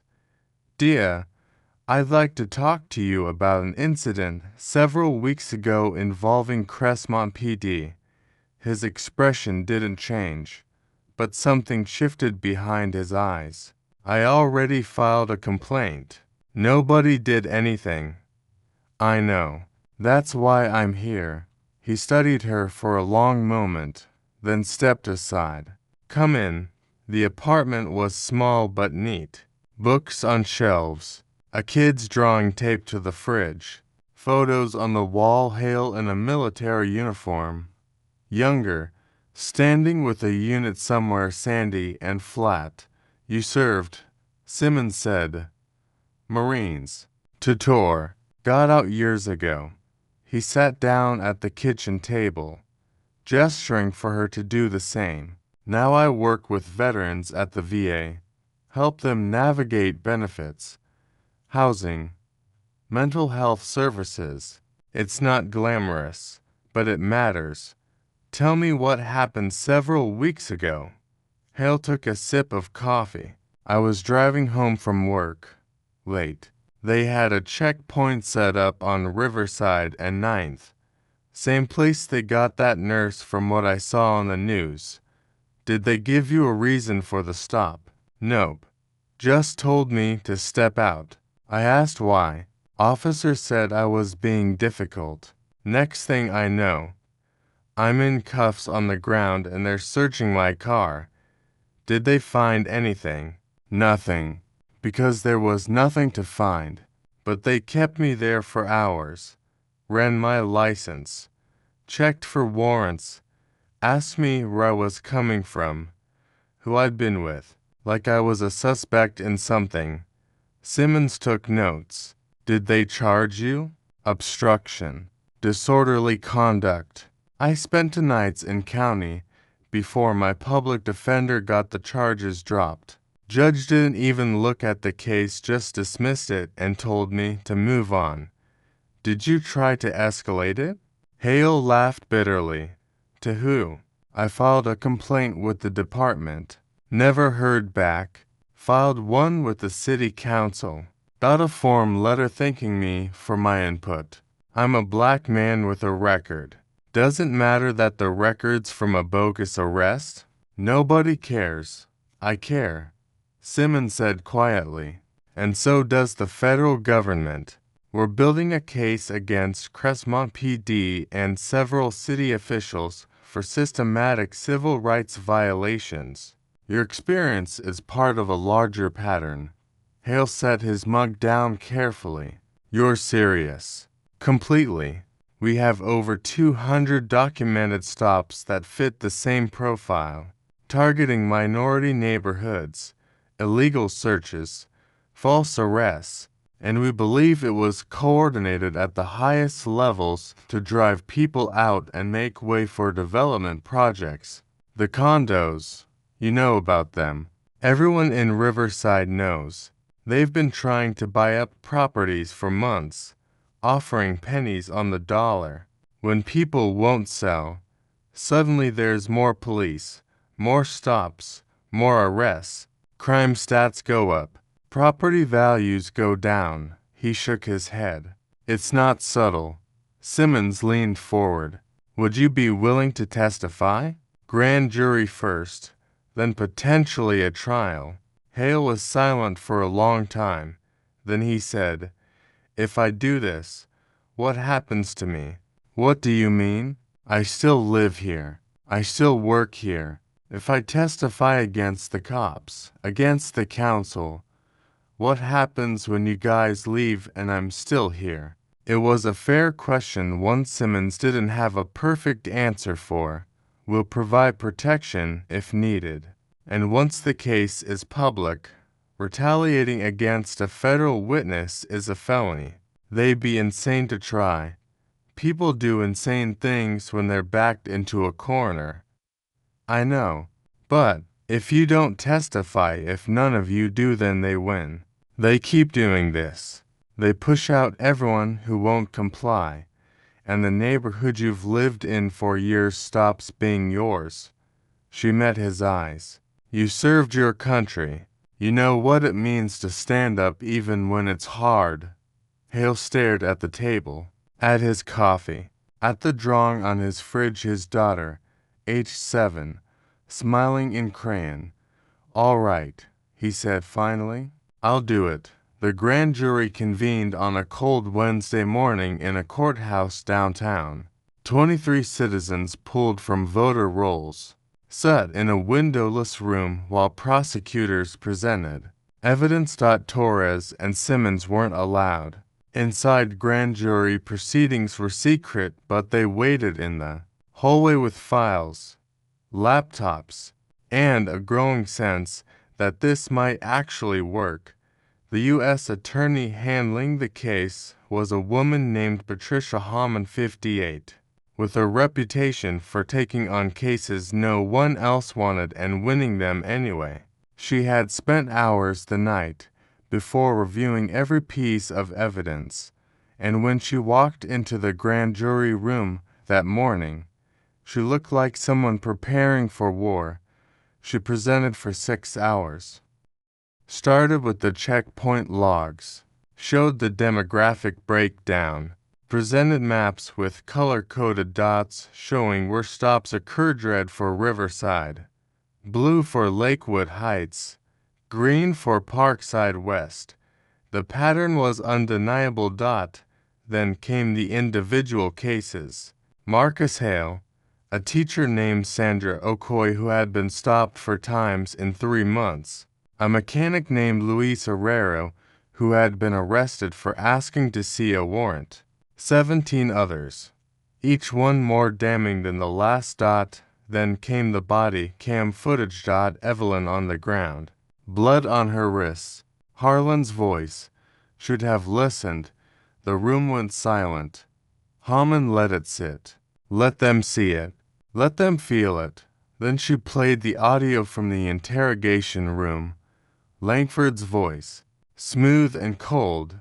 You sign a statement saying you were uncooperative. You pay a small fine, and you're free to go. Evelyn's voice, flat and exhausted. You want me to confess to something I didn't do? Langford, I want you to take responsibility. Hammond paused the recording. That's coercion. That's a sitting city councilman pressuring a detainee to sign a false confession while she's being denied access to legal counsel. And it's not an isolated incident. It's part of a coordinated effort to criminalize entire neighborhoods. She presented the financial records next, showed the wire transfers between Langford's personal accounts and shell companies tied to the development project, showed emails between Langford and other council members discussing how to accelerate property acquisition in Riverside. One email, dated a few months earlier, read, "We need higher visibility patrols. Make people uncomfortable. They'll sell." The grand jury foreman, a retired school teacher named William Gaines, stared at the screen like he couldn't believe what he was seeing. Hammond presented for another hour, then stepped back. Ladies and gentlemen, what you've seen today, a systematic abuse of power designed to violate the constitutional rights of hundreds of people for financial gain. The evidence is clear. The pattern is undeniable, and the people responsible need to be held accountable. She left the room. The grand jury deliberated for 40 minutes. When the foreman emerged, he handed the clerk a sealed envelope. Hammond opened it in the hallway. Read the first line. Looked up at Torres and Simmons. We got indictments. Torres exhaled for what felt like the first time in days. How many? All of them. Langford, Harlan, Mercer, 3 other council members, the police captain. Conspiracy to violate civil rights, deprivation of rights under color of law, wire fraud, honest services fraud. She smiled grimly. We're going to trial. The arrests happened fast. FBI agents showed up at Langford's house early in the morning with a warrant and cameras. He was still in his bathrobe, unshaven, eyes red from lack of sleep. They cuffed him in his driveway while his neighbors watched from their windows. Harlan and Mercer were pulled from roll call at the station, walked out in handcuffs past officers who had worked with them for years. No one said a word. Captain Morrison was arrested in his office. The 3 council members were taken from their homes, their businesses, a restaurant where one of them was having breakfast. By noon, mug shots were all over the news. Langford's photo, pale, hollow-eyed, defeated, went viral in minutes. The man who had sat across from Evelyn and threatened her career now looked like he hadn't slept in a week. At Franklin Memorial, the break room TV was tuned to CNN. Nurses crowded around watching the perp walks. The news anchors dissecting every detail. That's him, Lisa said, pointing at Langford. That's the guy who tried to make Evelyn confess. Look at him now, Carol muttered. Not so powerful, is he? Roger Peets walked in, saw what they were watching, and turned to leave. Hey, Roger, Carol called after him. Still think she should have just complied. He didn't answer, just kept walking. Lisa grinned. Guess he learned something. Evelyn heard about the arrests while she was grocery shopping. Her phone started buzzing in her pocket, texts from coworkers, calls from reporters, notifications from news apps. She stepped outside into the parking lot and checked the messages.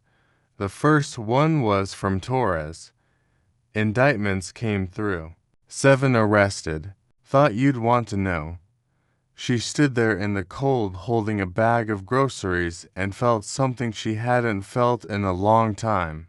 Not satisfaction, not triumph, just exhaustion. Because this wasn't over. This was just the beginning. There would be trials, depositions, testimony, months, maybe years of reliving that night over and over in front of strangers. But it was necessary. She got in her car and drove home, unpacked the groceries, made dinner, tried to pretend things were normal. Her phone rang at 8 that evening. Unknown number. She almost didn't answer, but something made her pick up. Hello. Silence. Then breathing. Then a voice, muffled, distorted, like someone speaking through a filter. You should be careful. Evelyn's hand tightened on the phone. Who is this? Someone who knows what you did, who knows what you're trying to do, and who's not going to let you destroy everything we built. If you're trying to scare me, I'm not scared. I'm not trying.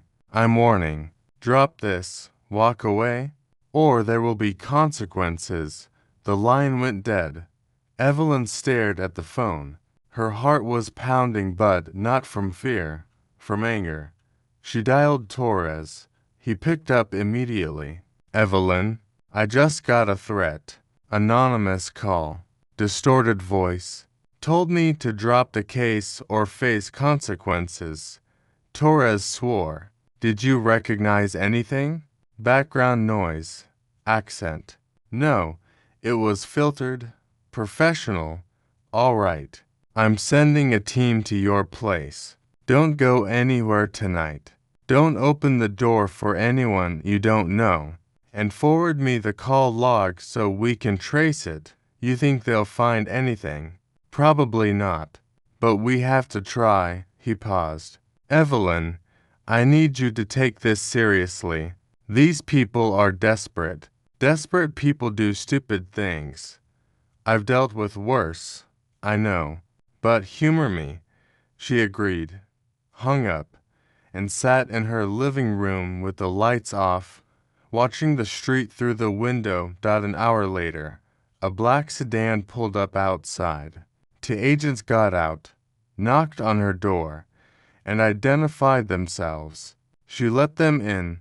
They swept the apartment, checked the locks, and set up a monitoring system on her phone. We'll have someone outside all night, one of them said. If anything happens, you call us immediately. Evelyn nodded, thanked them, watched them take positions in the car outside. Then she went to her bedroom, opened the closet, and pulled out a lockbox from the top shelf. Inside was a Glock 19 cleaned, loaded, legal. She checked the magazine, racked the slide, set it on her nightstand. Then she lay down, fully clothed, and waited. The call came in the middle of the night, not to Evelyn, to Torres. He answered on the first ring, already awake. Yeah, sir. It's Agent Reeves. We've got a problem. Torres sat up. What kind? Fire. At Marcus Hawley's apartment. Started about 20 minutes ago. Fire department's on scene. But it's bad. Is Hale okay? He wasn't home. He's been staying with his sister since he agreed to testify. But all his files, his records, everything we needed from him, it's gone. Torres was already pulling on clothes. Arson. Looks like it. Accelerant detected. Multiple points of origin. Someone wanted it to burn fast. Anyone see anything? Working on it. But it's Riverside. Middle of the night. People don't talk to cops around here. Torres grabbed his keys. I'm on my way. Pull surveillance from every camera within 3 blocks and get Hale into protective custody. Now, he hung up and called Simmons. She answered, groggy and confused. What? Someone just torched Marcus Hawley's apartment. Silence. Then, they're sending a message. Yeah, and we need to send one back. He paused at the door. Did everyone we've got on this? I want to know who set that fire, who ordered it, and who's next on their list. Because if they're willing to burn down an apartment, they're willing to do worse. By sunrise, the fire was out. The building was a smoking shell, top floor completely gutted. Investigators in hazmat suits picked through the debris while residents stood on the sidewalk in their pajamas staring at what was left of their homes. Marcus Hale showed up early that morning, driven by an agent. He got out of the car slowly, staring at the building like he couldn't quite process what he was seeing. Torres met him at the police line. I'm sorry. Hale didn't say anything. Just stood there, hands in his pockets, watching smoke curl into the gray morning sky. Everything I had was in there, he said finally. Photos, documents, my daughter's drawings, everything. We'll find who did this. Will you? Hale turned to look at him. Because right now it feels like they're winning. They burned down my home. What's next? My sister's place. My daughter's school. We won't let that happen. You can't promise that. Torres couldn't argue. Because Hale was right. They could provide protection, surveillance, all the resources the federal government had to offer. But they couldn't be everywhere. Couldn't stop every threat. And the people they were going after knew that. Do you want to pull out? Torres asked quietly. Withdraw your testimony. I'll understand if you do. Hale looked at the building again, at the neighbors huddled together, at the agents taking photos and collecting evidence. No, he said, I'm not pulling out. They burned my home because they're scared, because they know we're getting close. So I'm going to testify. I'm going to tell everyone what they did. And I'm going to watch them go to prison. Torres nodded. All right, then we keep going. The news of the fire spread fast. By midday, it was on every channel. Reporters framed it as retaliation, intimidation, proof that the case against Crestmont officials was bigger and darker than anyone had realized. At the federal building, Hammond called an emergency meeting. Torres, Simmons, and a half-dozen other agents and prosecutors crowded into a conference room. We need to accelerate, Hammond said without preamble. They're escalating. First anonymous threats, now arson. If we wait months for trial, someone's going to get hurt or worse. What are you proposing? Torres asked. We push for an expedited trial. Argue that witness safety is at risk. The judge won't like it. But with the fire, we've got grounds. She looked around the table. And we need to identify who's orchestrating this. Langford's in custody. Harlan and Mercer are in custody. But someone out there is still pulling strings. Simmons pulled up a file on her laptop. We've been analyzing the anonymous email, the one with all the evidence. IT traced it back as far as they could. Dead end at a server in Romania, but they found metadata in one of the files. What kind of metadata? A digital signature embedded in one of the audio files? It's from a recording device used by Crestmont PD. High-end surveillance equipment issued to senior officers and administrators. Torres leaned forward. So, whoever sent us that email had access to internal police systems. Not just access, authorization. You can't pull those files without clearance. Simmons scrolled through the data, which means we're looking at someone inside the department, someone high enough to see everything, but smart enough to stay off the radar, who fits that profile. 3 possibilities. Deputy Chief Alan Kramer, Internal Affairs Sergeant Nicole Voss, and Records Administrator Thomas Phelps. Hammond tapped the table. Bring them all in, separately, interview them, see who flinches, and if none of them talk, then we dig deeper. Because someone set that fire, someone sent those threats, and someone's been feeding information to both sides. Hammond stood up. This ends now. We find the leak. We protect our witnesses, and we put these people away before anyone else gets hurt. The interviews started that afternoon. Deputy Chief Kramer came in first 50-6. 32 years on the force. He sat across from Torres and Simmons with his arms crossed and his jaw tight. I don't know what you think I did. We think someone inside Crestmont PD has been feeding information to outside parties, Torres said. Someone with access to surveillance equipment, case files, and internal communications. Kramer's expression didn't change. That could be a lot of people. Not really. It requires senior-level clearance, which narrows it down considerably. So, you think it's me. We think you're a person of interest. Kramer leaned back. I've given my life to this department. I've seen officers come and go.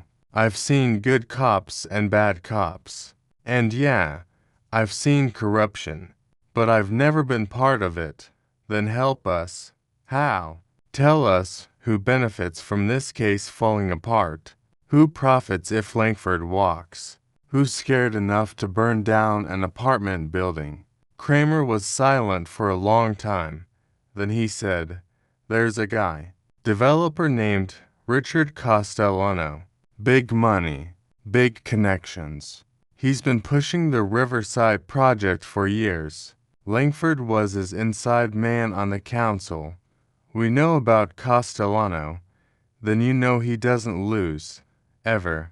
He's got lawyers, lobbyists, people in his pocket all the way up to the state legislature. And if you're threatening his project, he's going to fight back. You think he ordered the fire? I think if anyone's desperate enough to do something that's stupid, it's him. Kramer leaned forward. But you didn't hear it from me. Because if Castellano finds out I talked, I'm dead. Not figuratively. Actually dead. Torres and Simmons exchanged a look. We'll need you to make a formal statement. No. Deputy Chief, I said no. I've told you what I know. That's as far as I go. I've got a family, a pension, and I'm not throwing it away because you guys want a clean case. He stood up. We're done here. He walked out. Simmons swore. We can't compel him without more evidence. Then we get more evidence. Torres pulled out his phone. I'm calling the Financial Crimes Unit. If Castellano's involved, there's a money trail. We just have to find it.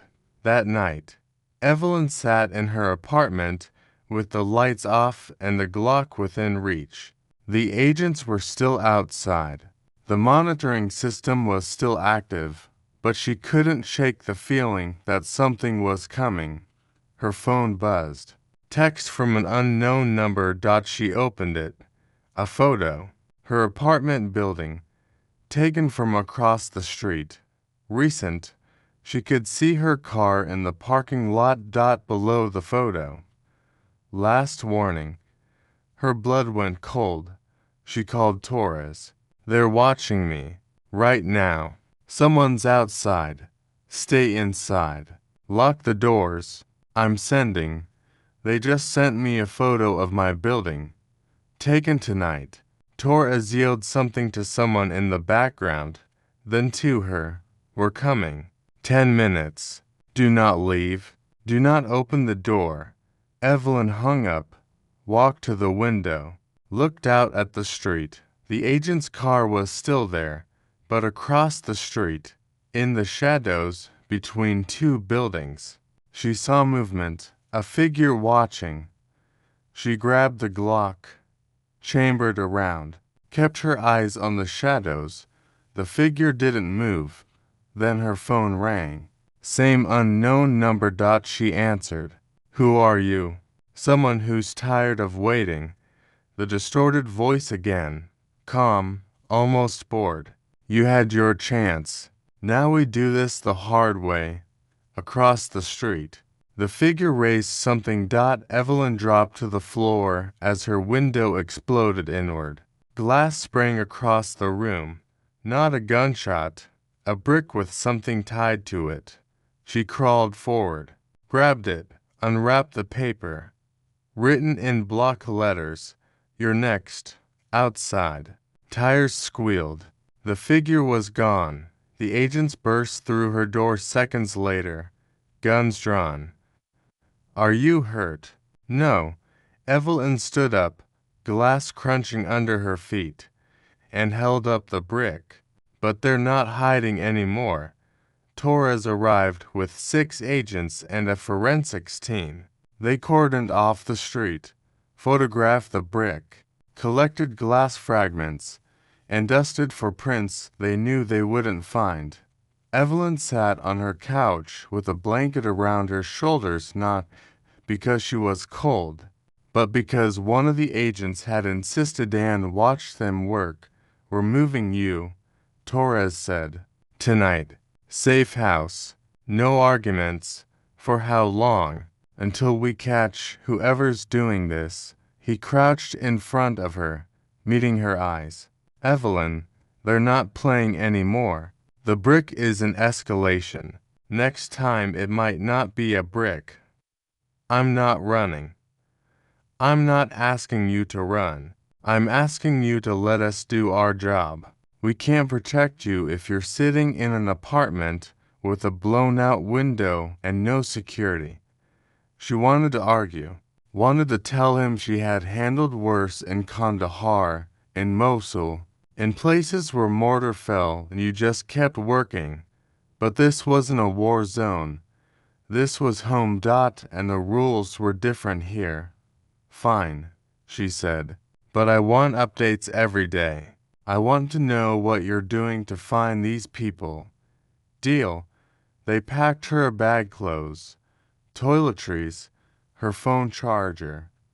She grabbed the Glock and the LOCKBOX. Torres didn't comment, just nodded and led her downstairs to an unmarked SUV with tinted windows. The safe house was 40 minutes outside Crestmont, tucked into a neighborhood of identical ranch homes where no one looked twice at strangers. 2 bedrooms, basic furniture, bars on the windows. An agent named Mills would be staying with her. Another would be parked outside.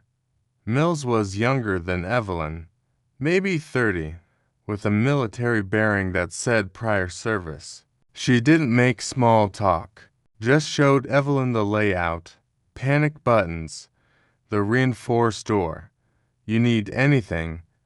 I'm in the next room, Mills said. Otherwise, I'll stay out of your way. Evelyn nodded, set her bag down, sat on the edge of the bed, and stared at the wall. She had been in safe houses before, different countries, different threats, but always the same feeling. like being in a cage while someone else fought the fight. She pulled out her phone, texted Torres, "Find them fast. I'm not built for sitting still." His response came seconds later, "Working on it. Trust me." She set the phone down and closed her eyes. At the federal building, Torres assembled his team in the war room they had been using for the past week. Whiteboards covered in timelines, photos, arrows connecting names and events. The brick sat in an evidence bag on the table. "All right," he said. "Let's connect the dots. Marcus Hawley's apartment burns down. Evelyn gets threatened. Then someone throws a brick through her window. Both are witnesses in a case that could take down a development project worth hundreds of millions. Who benefits if they disappear?" "Richard Castellano," Simmons said. "Kramer confirmed he's the money behind the Riverside project. If Langford and the others go down, the whole thing collapses. So, we look at Castellano. Where is he right now?" An analyst named Jimenez pulled up a file on his laptop. "Last known location, his estate in Winchester County. 40 acres, gated, private security. He's been there since the arrest went public. Convenient." "Yeah, and here's the interesting part. His phone records show 17 calls to a burner number in the past few days. All outgoing, none incoming. The burner's been pinging off towers in Crestmont." Torres leaned forward. "Can we trace it?" "Not precisely, but the pattern suggests someone local, someone mobile, and someone who knows how to avoid surveillance. A professional or someone with training." Jimenez pulled up another screen. "I cross-referenced movement with known associates of Castellano. One name kept coming up: Vincent Shaw, former Marine, dishonorable discharge years ago for assault. Since then, he's worked as private security for various firms, mostly doing jobs that don't make it onto a resume. Muscle for hire." "Exactly. And get this, Shaw was seen in Riverside 2 days before Hawley's apartment burned. Security footage from a gas station caught him filling up a truck. Plates came back to a rental company that Castellanos used before." Torres felt the pieces clicking into place. "Shaw sets the fire. Shaw throws the brick. Shaw makes the calls. All on Castellano's orders. That's the theory. But proving it's another story. Then we make Shaw talk." Torres grabbed his jacket. "Where is he now?" "Unknown. The truck was returned yesterday. No credit card activity since then. No phone pings. So he's gone to ground." Torres thought for a moment. "Pull everything you can find on Shaw, known associates, favorite bars, ex-girlfriends, anywhere he might hide, and get a warrant for Castellano's estate. If Shaw's there, I want him in custody before sunrise." Simmons stood. "What if he's not there?" "Then we squeeze Castellano until he tells us where Shaw is. One way or another, this ends tonight." The warrant came through late that night. Federal agents and local SWAT assembled at a staging area a few miles from Castellano's estate. Torres briefed them in the back of a mobile command unit while Simmons coordinated with the tactical team. "This is a high-value target," Torres said. "Richard Castellano is a wealthy man with connections. He will have lawyers on speed dial. So, we do this clean, by the book. No mistakes." The team leader, a grizzled sergeant named Kowalski, nodded. "What are we looking for?" "Vincent Shaw, wanted for arson, witness intimidation, and assault, armed and dangerous. If he's on the property, we take him alive. Castellano himself is not under arrest yet, but he's a person of interest. Detain him for questioning. Secure all electronics. Documents anything that might connect him to Shaw or the Riverside Project. Rules of engagement. Defend yourselves if necessary, but I want Shaw alive. He's the key to everything. Kowalski grinned. Understood. They moved out at midnight. 3 vehicles. Lights off, rolling through the dark countryside until they reached the gates of Castellano's estate. Kowalski's team cut the lock and pushed through. Spreading out across the property in tactical formation, the main house was lit up like a hotel floor-to-ceiling windows. Marble columns, a fountain in the driveway that probably cost more than Torres made in a year. They breached the front door with a battering ram, moved through the foyer, the living room, the kitchen. Agents called out room by room, clear, clear, clear. They found Castellano in his study on the 2nd floor, sitting behind a massive oak desk with a glass of scotch in his hand. He looked up when the agents burst in, and his expression didn't change. Just calm? Annoyed. Do you have a warrant? He asked. Torres stepped forward, holding it up. Federal warrant to search these premises for Vincent Shaw and any evidence related to ongoing criminal activity. Castellano took a sip of his drink. Vincent Shaw doesn't live here, but you know him. I know a lot of people. When's the last time you spoke to him? Castellano smiled. I'd like to call my lawyer. Of course you would. Torres gestured to the agents.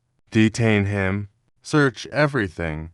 They pulled Castellano out of his chair, cuffed him gently because this wasn't an arrest, just a detention, and sat him in the hallway while the team tore through his office, computers, files, phones, a safe in the wall that took 20 minutes to crack. Inside the safe, they found cash, a lot of it, and a burner phone. Torres pulled on gloves, powered it on. The call log matched the number Jimenez had traced. 17 outgoing calls. The most recent was hours ago. He walked into the hallway where Castellano sat against the wall, wrists cuffed, looking bored. Found your phone, Torres said. Castellano didn't react. The one you've been using to call Vincent Shaw, the one you used to order the arson, the threats, the attack on Evelyn Carter. Torres crouched down. Here's what's going to happen. You're going to tell me where Shaw is, and in exchange, I'll recommend a deal when this goes to trial. Or you stay quiet, and I charge you with conspiracy, witness intimidation, and about 15 other federal crimes that'll put you in prison until you're too old to remember your own name. Castellano met his eyes. I want my lawyer. Torres stood up. Fine. Enjoy the ride. They took him into custody, read him his rights, loaded him into a transport van, and drove him to the federal detention center downtown. But they didn't find Shaw. Back at the safe house, Evelyn couldn't sleep. She lay in the dark, listening to the sounds of the unfamiliar house smells moving around in the next room, the agent outside starting his car to stay warm. When rattling the windows, her phone buzzed. Text from Carol. Saw the news. Are you okay? Evelyn typed back, I'm fine. In a safe place. Don't worry. Carol, everyone at the hospital is asking about you. We're organizing a fund to help Marcus Hale. His daughter lost everything in the fire. Evelyn stared at the message. Marcus Hale, a man she had never met before this case, now connected to her because they had both made the mistake of standing up. she typed. I'll contribute. Send me the details. Carol, you don't have to. Evelyn, I want to. She set the phone down and stared at the ceiling. This wasn't just about her. Any more. It had never been just about her. It was about every person who had been stopped at those checkpoints, arrested on bogus charges, pushed out of their homes because someone rich decided their neighborhood was worth more. Empty. Her phone buzzed again. Unknown number. Her heart stopped. She opened it. A video file. No message. She almost didn't click it. Almost called Torres first, but something made her press play. The video was dark, grainy security footage from somewhere. A parking lot. She recognized it after a few seconds. The grocery store where she had been arrested. The footage showed her car pulling in, her getting out, then Harlan and Mercer appearing, surrounding her, pulling her out. But the angle was different. This wasn't body cam footage. This was from a camera across the street, a camera that shouldn't have been there. The video kept playing, showed them cuffing her, shoving her into the patrol car, driving away. Then it cut to a different angle inside the police station. Hallway camera. Her being walked to the interrogation room. Another cut, her sitting alone in the cell. Another cut, Langford entering the interrogation room. Every moment of that night recorded from multiple angles. Cameras she hadn't known existed. The video ended with a black screen and white text. We've been watching since the beginning. You're not the hunter. You're the bait. Evelyn's blood ran cold. She called Torres. He answered immediately. What's wrong? They just sent me a video. Security footage from the night I was arrested. Multiple cameras. Angles that shouldn't exist. Forward it to me. Now. She sent it? Heard him watching on the other end. His breathing getting faster. Where the hell did this come from? He muttered. That's what the message said. We've been watching since the beginning. You're not the hunter. You're the bait. Silence. Then Torres swore. Someone's been surveilling you this whole time. Not just now. From the start. Why? I don't know. But if they have footage from inside the police station, they either hacked the system or he trailed off, or they have someone on the inside. Yeah, Torres was typing furiously in the background. I'm sending a team to check your safe house perimeter, and I'm pulling all surveillance footage from Crestmont PD. If there's a leak, we're finding it tonight. Evelyn sat up, adrenaline flooding her system. Torres, what if this whole thing was planned? What if they wanted me to get arrested? Wanted me to fight back? Why would they want that? Because it gives them cover. Everyone's focused on Langford, on the council, on the development project. But what if there's something bigger? Something we're not seeing? Torres went quiet. I'll call you back. The line went dead. Evelyn sat in the dark, heart pounding, and realized she had been playing someone else's game without knowing it. At the federal building, Torres pulled Simmons and Jimenez into the war room. He played the video on the big screen, watched their faces go pale. Someone's been running surveillance on Carter since before we even knew about this case, he said. Which means this isn't just about intimidating witnesses. This is about controlling the narrative. But whose narrative? Simmons asked. I don't know. But look at the timeline. Evelyn gets arrested, goes viral. We investigate, find a massive civil rights conspiracy, arrest half the city government. It's clean. Too clean. Like someone handed us the case. Jimenez pulled up the anonymous email on his screen. You think whoever sent this wanted us to find it? I think someone's playing both sides. They gave us enough evidence to take down Langford and the council, but they kept the bigger picture hidden. What bigger picture? Torres stared at the whiteboard at the names, the connections, the money trails, and suddenly he saw it. The development project, he said slowly. Everyone assumes Castellano's the top, but what if he's not? What if he's just the front man? Simmons leaned forward. You think there's someone above him? I think someone's been moving pieces on the board, and we've been too focused on the pawns to see the king. Torres grabbed a marker and started drawing new lines. Castellano funds the project. Langford pushes it through the council. The police run checkpoints to drive out residents.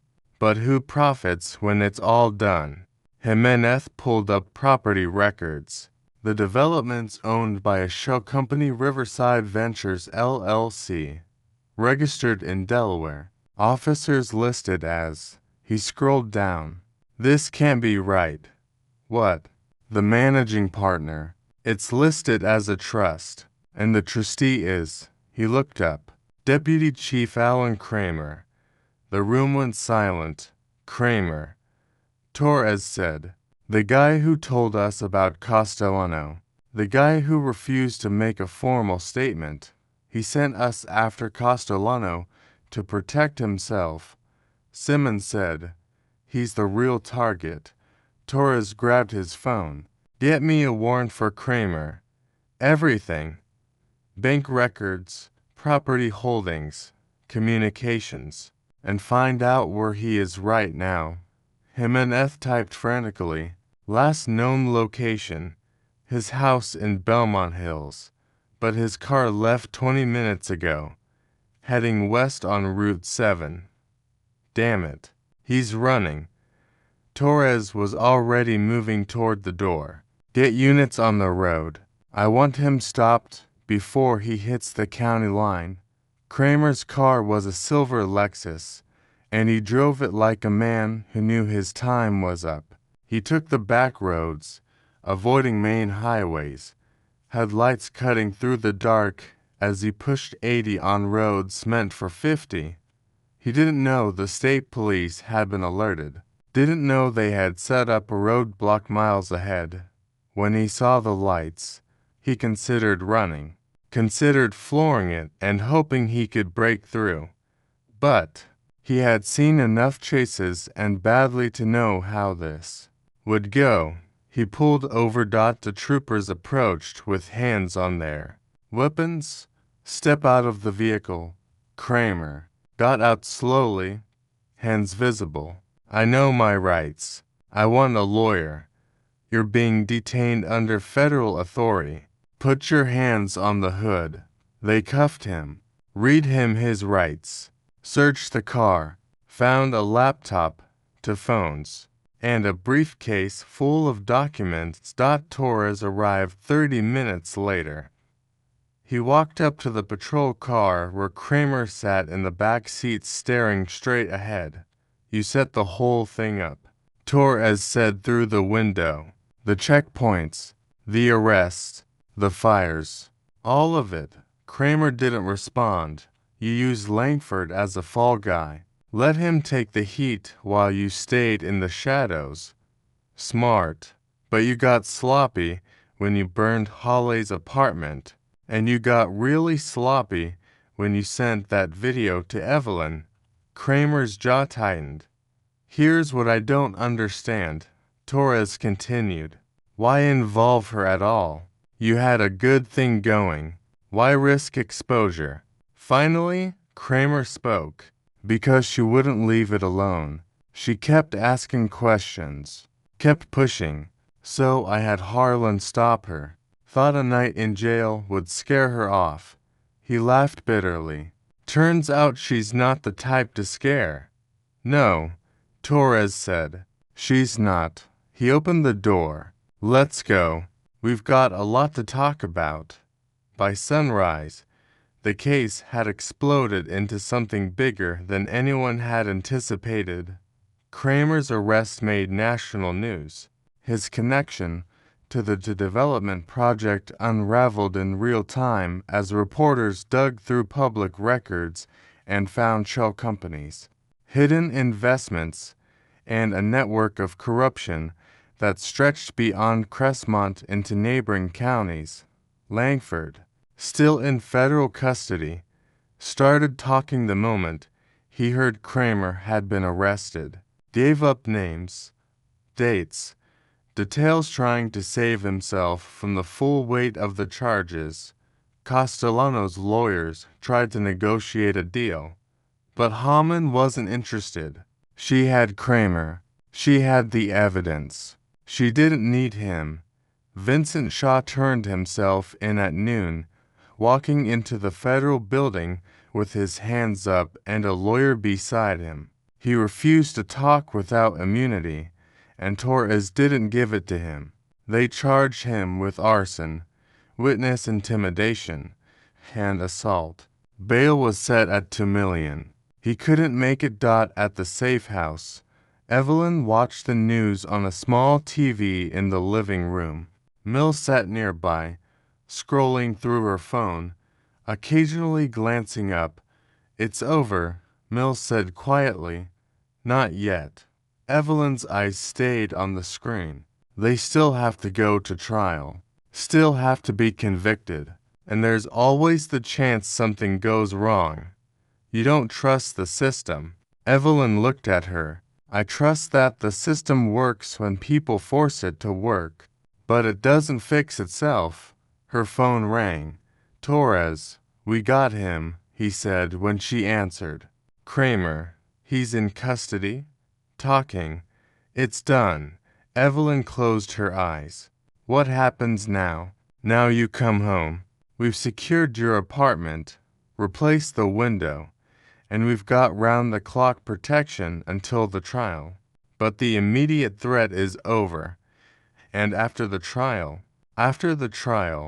you go back to your life. And hopefully, the city learns something from what you did." Evelyn wasn't sure she believed that, but she was tired. So tired. "All right," she said. "I'll be there in an hour." She hung up, packed her bag, thanked Mills. The drive back to Crestmont felt longer than it was. She watched the landscape roll by, fields giving way to suburbs giving way to the city, and wondered if anything had really changed. When she pulled up to her apartment, there were reporters waiting, cameras, microphones, questions shouted from all directions. She pushed through them without answering, got inside, locked the door, sat on her couch in the quiet and let herself breathe. Her phone buzzed. Text from an unknown number. Her stomach dropped. She opened it. A single line. "You did good. But there's still one more name you need to know." Below it, an attachment, a document, encrypted. And a password. Truth. Evelyn stared at the screen, hands shaking, because whoever had been watching her, whoever had sent the evidence, the video, the threats, they weren't done. And neither was she. Evelyn stared at the password for a full minute before typing it in. The document opened.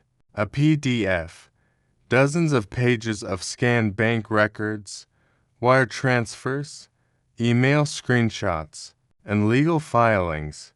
She scrolled through the first few pages, trying to make sense of the numbers and names, until one jumped out at her. Judge Warren Brennan, Circuit Court, decades on the bench, presided over half the criminal cases in Crestmont County, and according to the document in front of her, he had received quarterly payments from Riverside Ventures LLC for the past 3 years. Payments disguised as consulting fees, routed through to shell companies, totaling just over $400,000. Evelyn's hands went cold.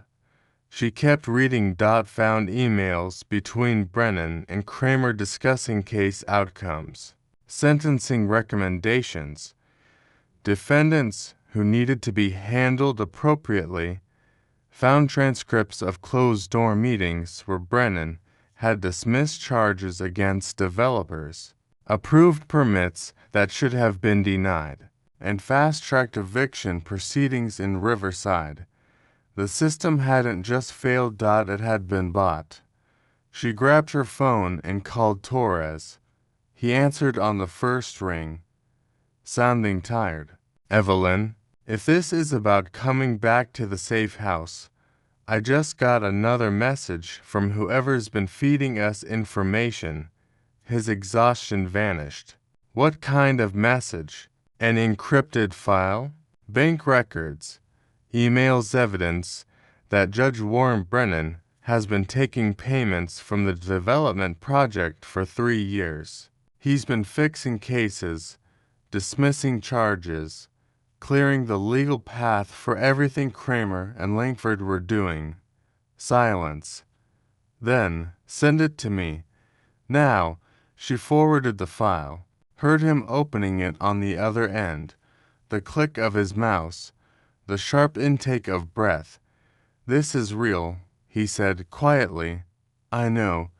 If Brennan's involved, every case he's touched is compromised. Every conviction, every dismissal. We're talking about hundreds of people who were denied fair trials because the judge was on the payroll. So what do we do?" Torres was already moving. She could hear papers shuffling, doors opening. "We bring this to the U.S. Attorney tonight, and we pray Brennan hasn't been tipped off yet." "Torres, who's sending me this stuff?" "I don't know. But whoever it is, they've been inside this whole operation from the beginning. They know things we couldn't find with warrants and subpoenas, and they're giving it to you for a reason." "What reason?" "Maybe they trust you. Maybe they think you'll do the right thing. Or maybe—" He stopped. "What?"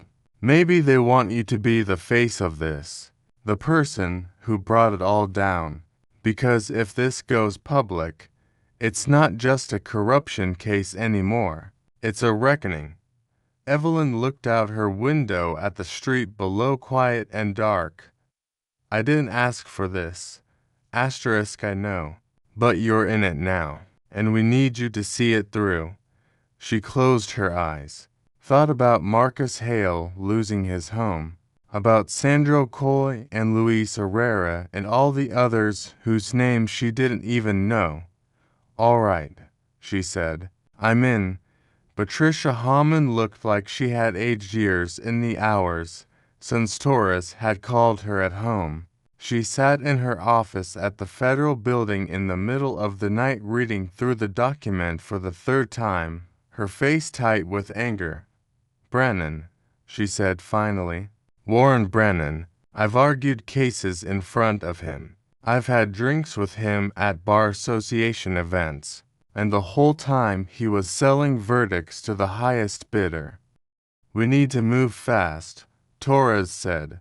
"If he catches wind that we're onto him, he'll destroy evidence. Flee, or worse." "Agreed. But we need an airtight case. Brennan's not some low-level cop. He's a sitting judge with connections all the way to the state Supreme Court. If we come at him and miss, he'll bury us." Simmons, who had been quiet until now, spoke up. "We could use Kramer. Offer him a deal in exchange for testimony against Brennan." Hammond considered it. "Kramer's already talking, but he hasn't mentioned Brennan yet, which means either he's protecting him, or he doesn't think we know, or he's waiting to see if we'll find out on our own," Torres said. "Either way, we need to flip him before Brennan's lawyers get involved." Hammond stood up, grabbing her jacket. "All right, let's wake up a magistrate and get a warrant. We hit Brennan's house at dawn, seize everything, and we bring Kramer in for a proffer session. If he wants a deal, he gives us Brennan. Otherwise, he goes down with everyone else.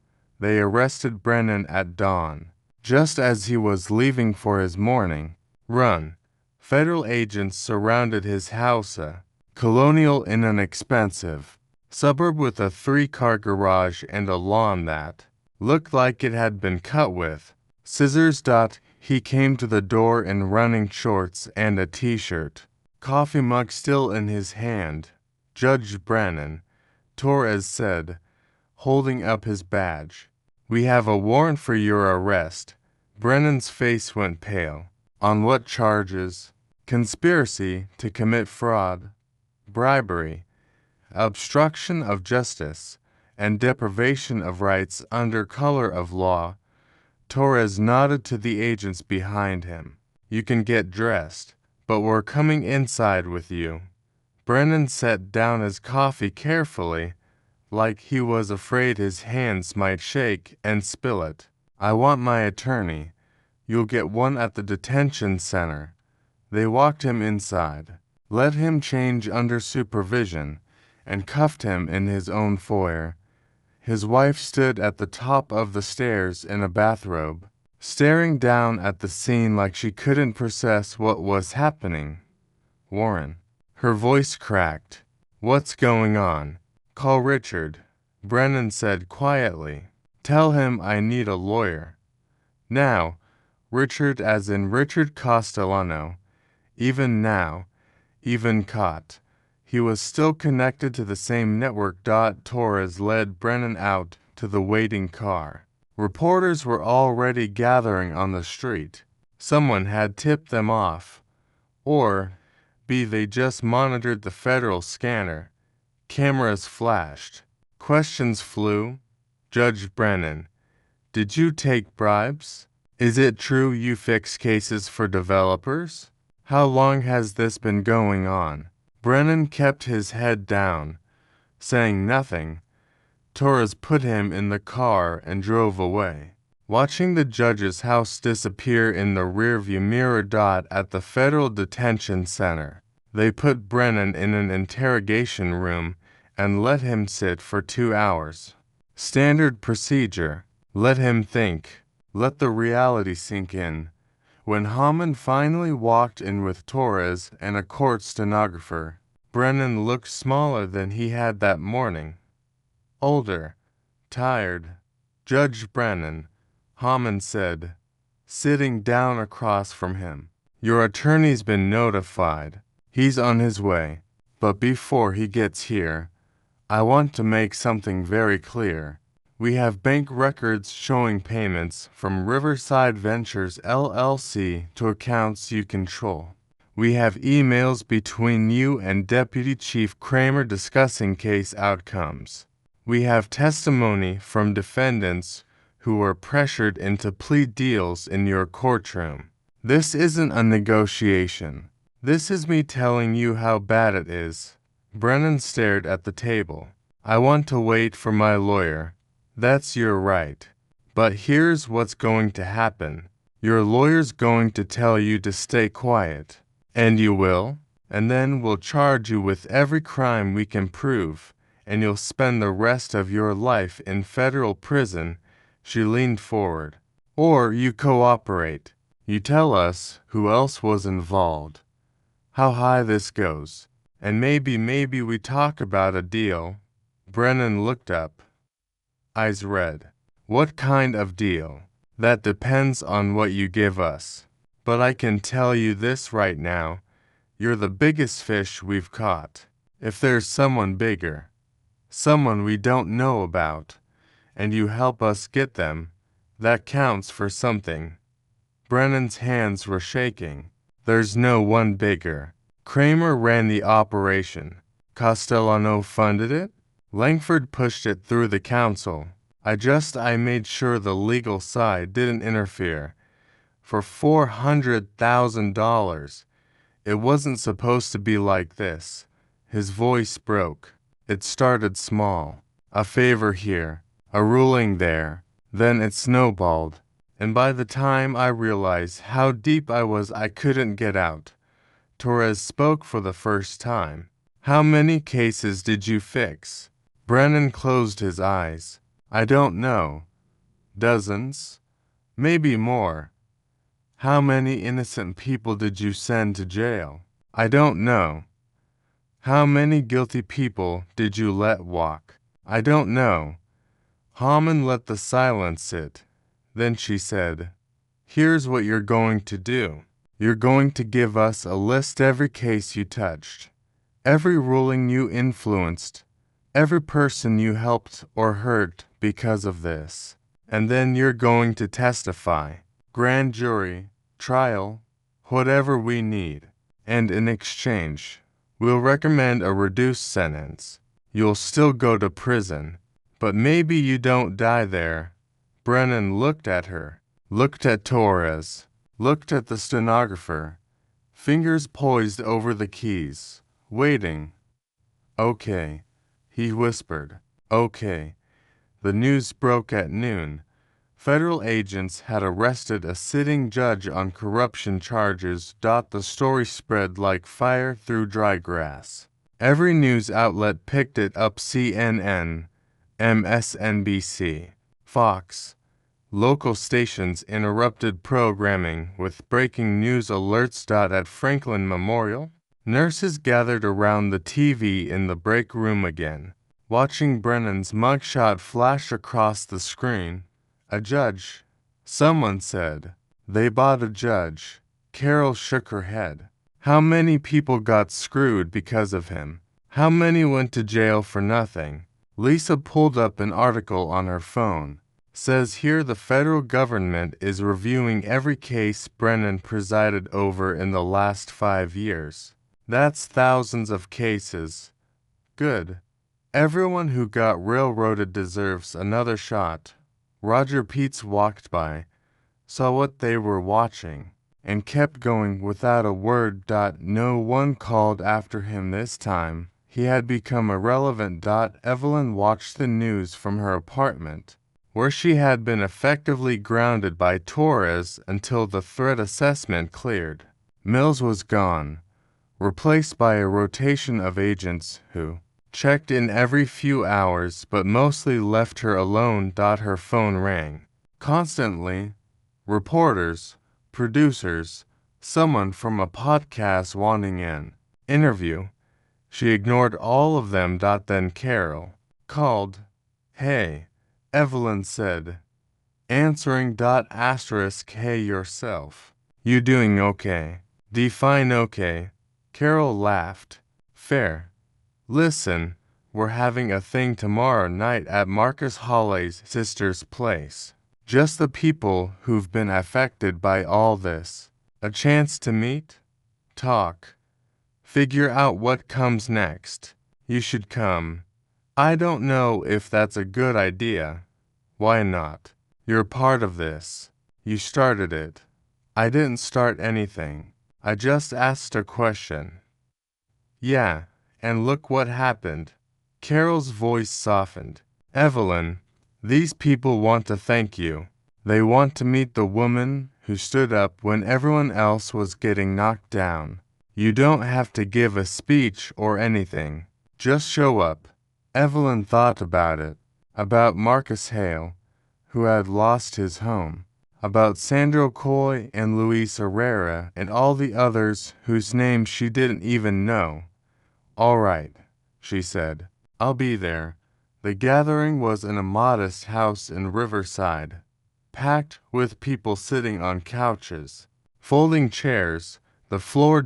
Evelyn arrived late, slipping in through the back door, hoping to avoid attention. It didn't work. Marcus Hale saw her first. He stood up from where he had been sitting with his daughter and walked over, extending his hand. Miss Carter, thank you for coming. She shook his hand. Call me Evelyn, and I'm sorry about your home. It's just stuff. We're alive. That's what matters. He gestured to the room. You know most of these people. Because of you. Because you didn't back down.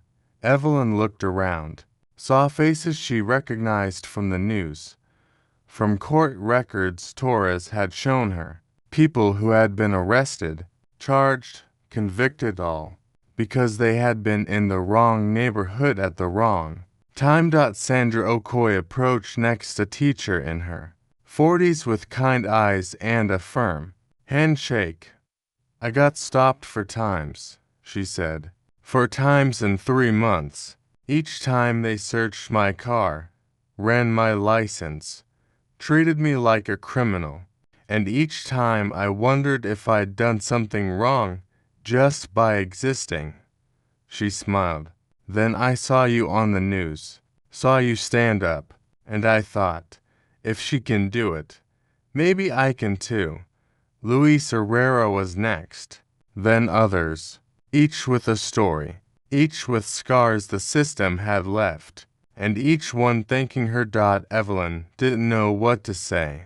She had spent 15 years in the military, being part of a unit, a team, where individual recognition didn't matter. But this was different. This was personal. Asterisk. I didn't do this alone, she said finally, when the room had gone quiet. I had help. Federal agents who cared, lawyers who fought, and all of you who refused to let them erase you. Marcus Hale nodded. But you started it? You asked the question the rest of us were too scared to ask, and that matters. Someone in the back called out. What happens now? Evelyn looked at them. Now we make sure it doesn't happen again. We hold them accountable.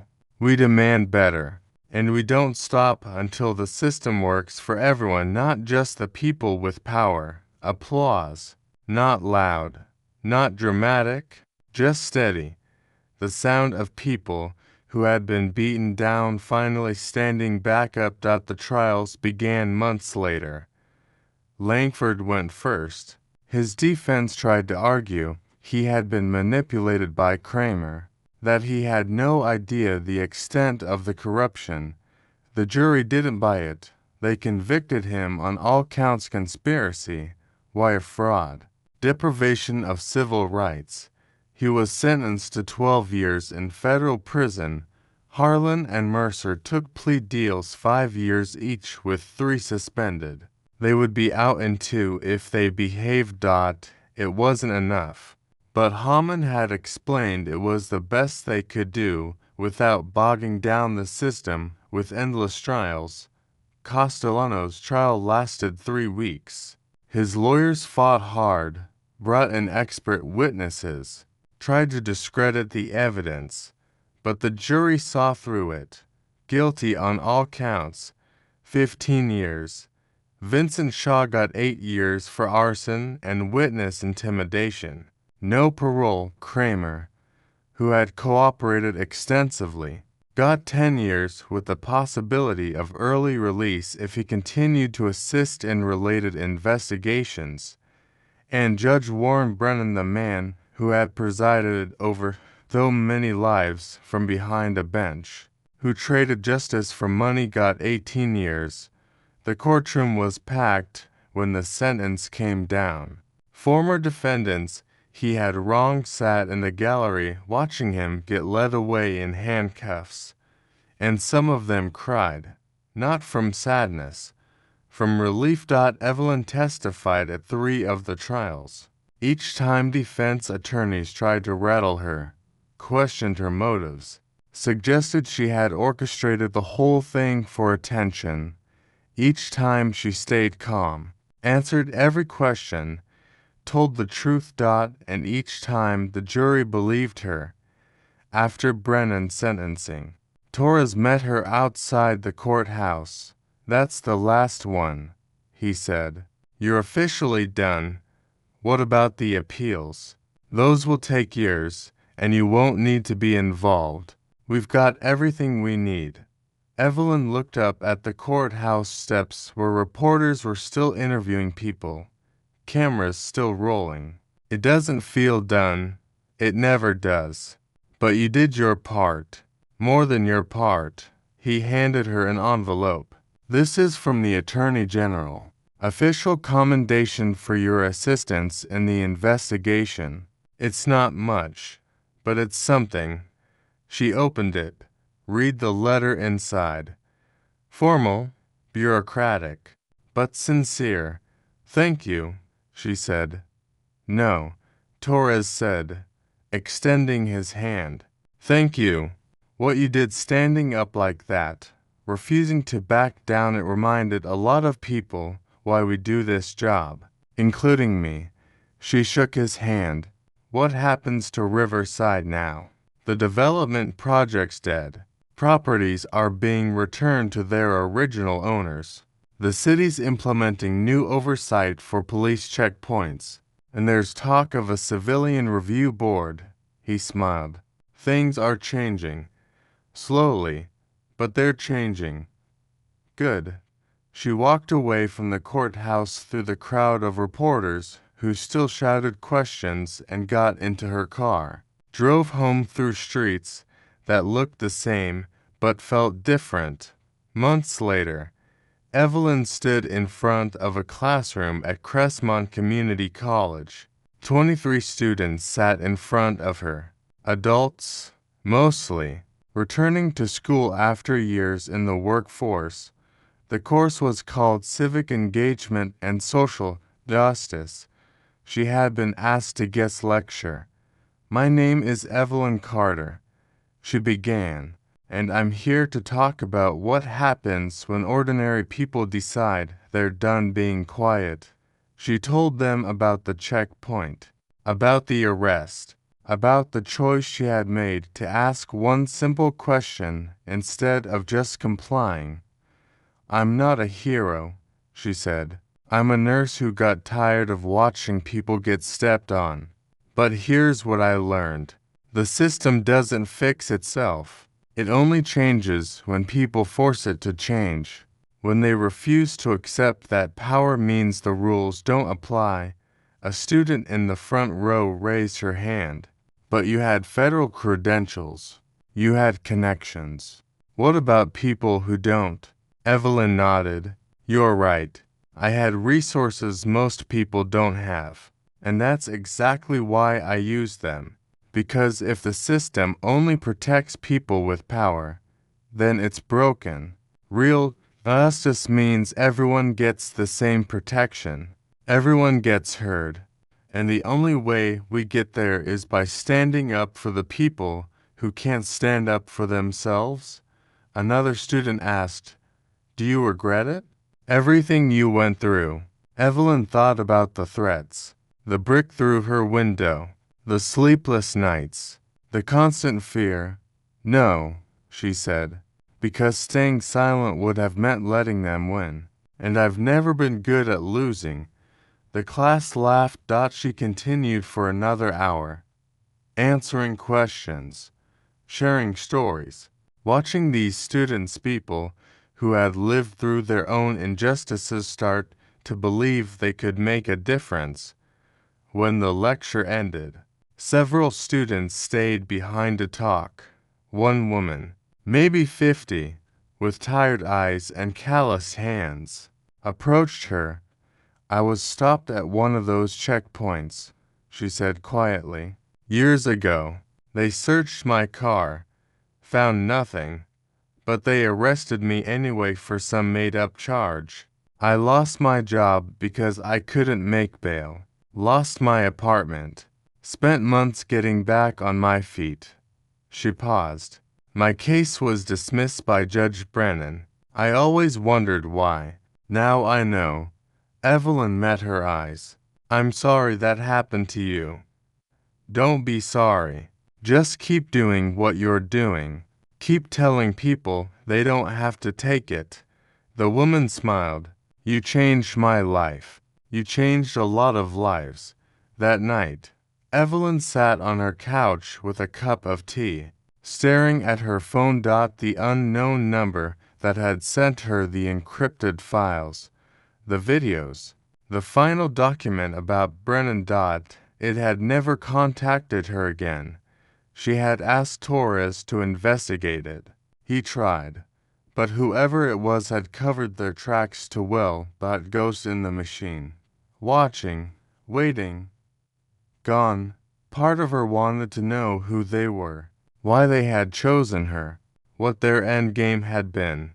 But another part of her didn't care, because it was over. The checkpoints were dismantled. The corrupt officials were in prison. The people who had been wronged were getting second chances, and Evelyn Carter, the quiet nurse who just wanted to get home from work, had become something she had never intended to be, a symbol. Not of perfection, not of heroism, but of the simple, stubborn refusal to be silenced. Her phone buzzed. Text from Marcus Hale. My daughter drew you a picture. She wants to give it to you. Can we stop by? Evelyn smiled and typed back, absolutely. I'll put coffee on. She stood up, walked to the window, and looked out at Riverside. The neighborhood was still standing, still breathing, still fighting. And so was she, because that's what you do when the system tries to break you. You stand up, you ask questions, you refuse to disappear. Asterisk. And you make damn sure the people who come after you know they don't have to. Either. Evelyn Carter had been a soldier, a medic, a nurse. Now she was something else, a reminder that power without accountability was just tyranny in a suit, and that the loudest voice in any room wasn't always the one shouting. Sometimes it was the one that refused to be silent. She closed the curtains, finished her tea, and went to bed. Tomorrow, Marcus Hawley's daughter would bring her a drawing. Next week, she would lecture again. Next month, she would testify at a city council hearing about police reform. And somewhere in another neighborhood, another person would get stopped at a checkpoint, and maybe, just maybe, they would remember the nurse who asked a question, and they would ask one, too, because that's how it worked. Asterisk. One question, one person, one refusal at a time, until the system had no choice but to answer. The end. Asterisk.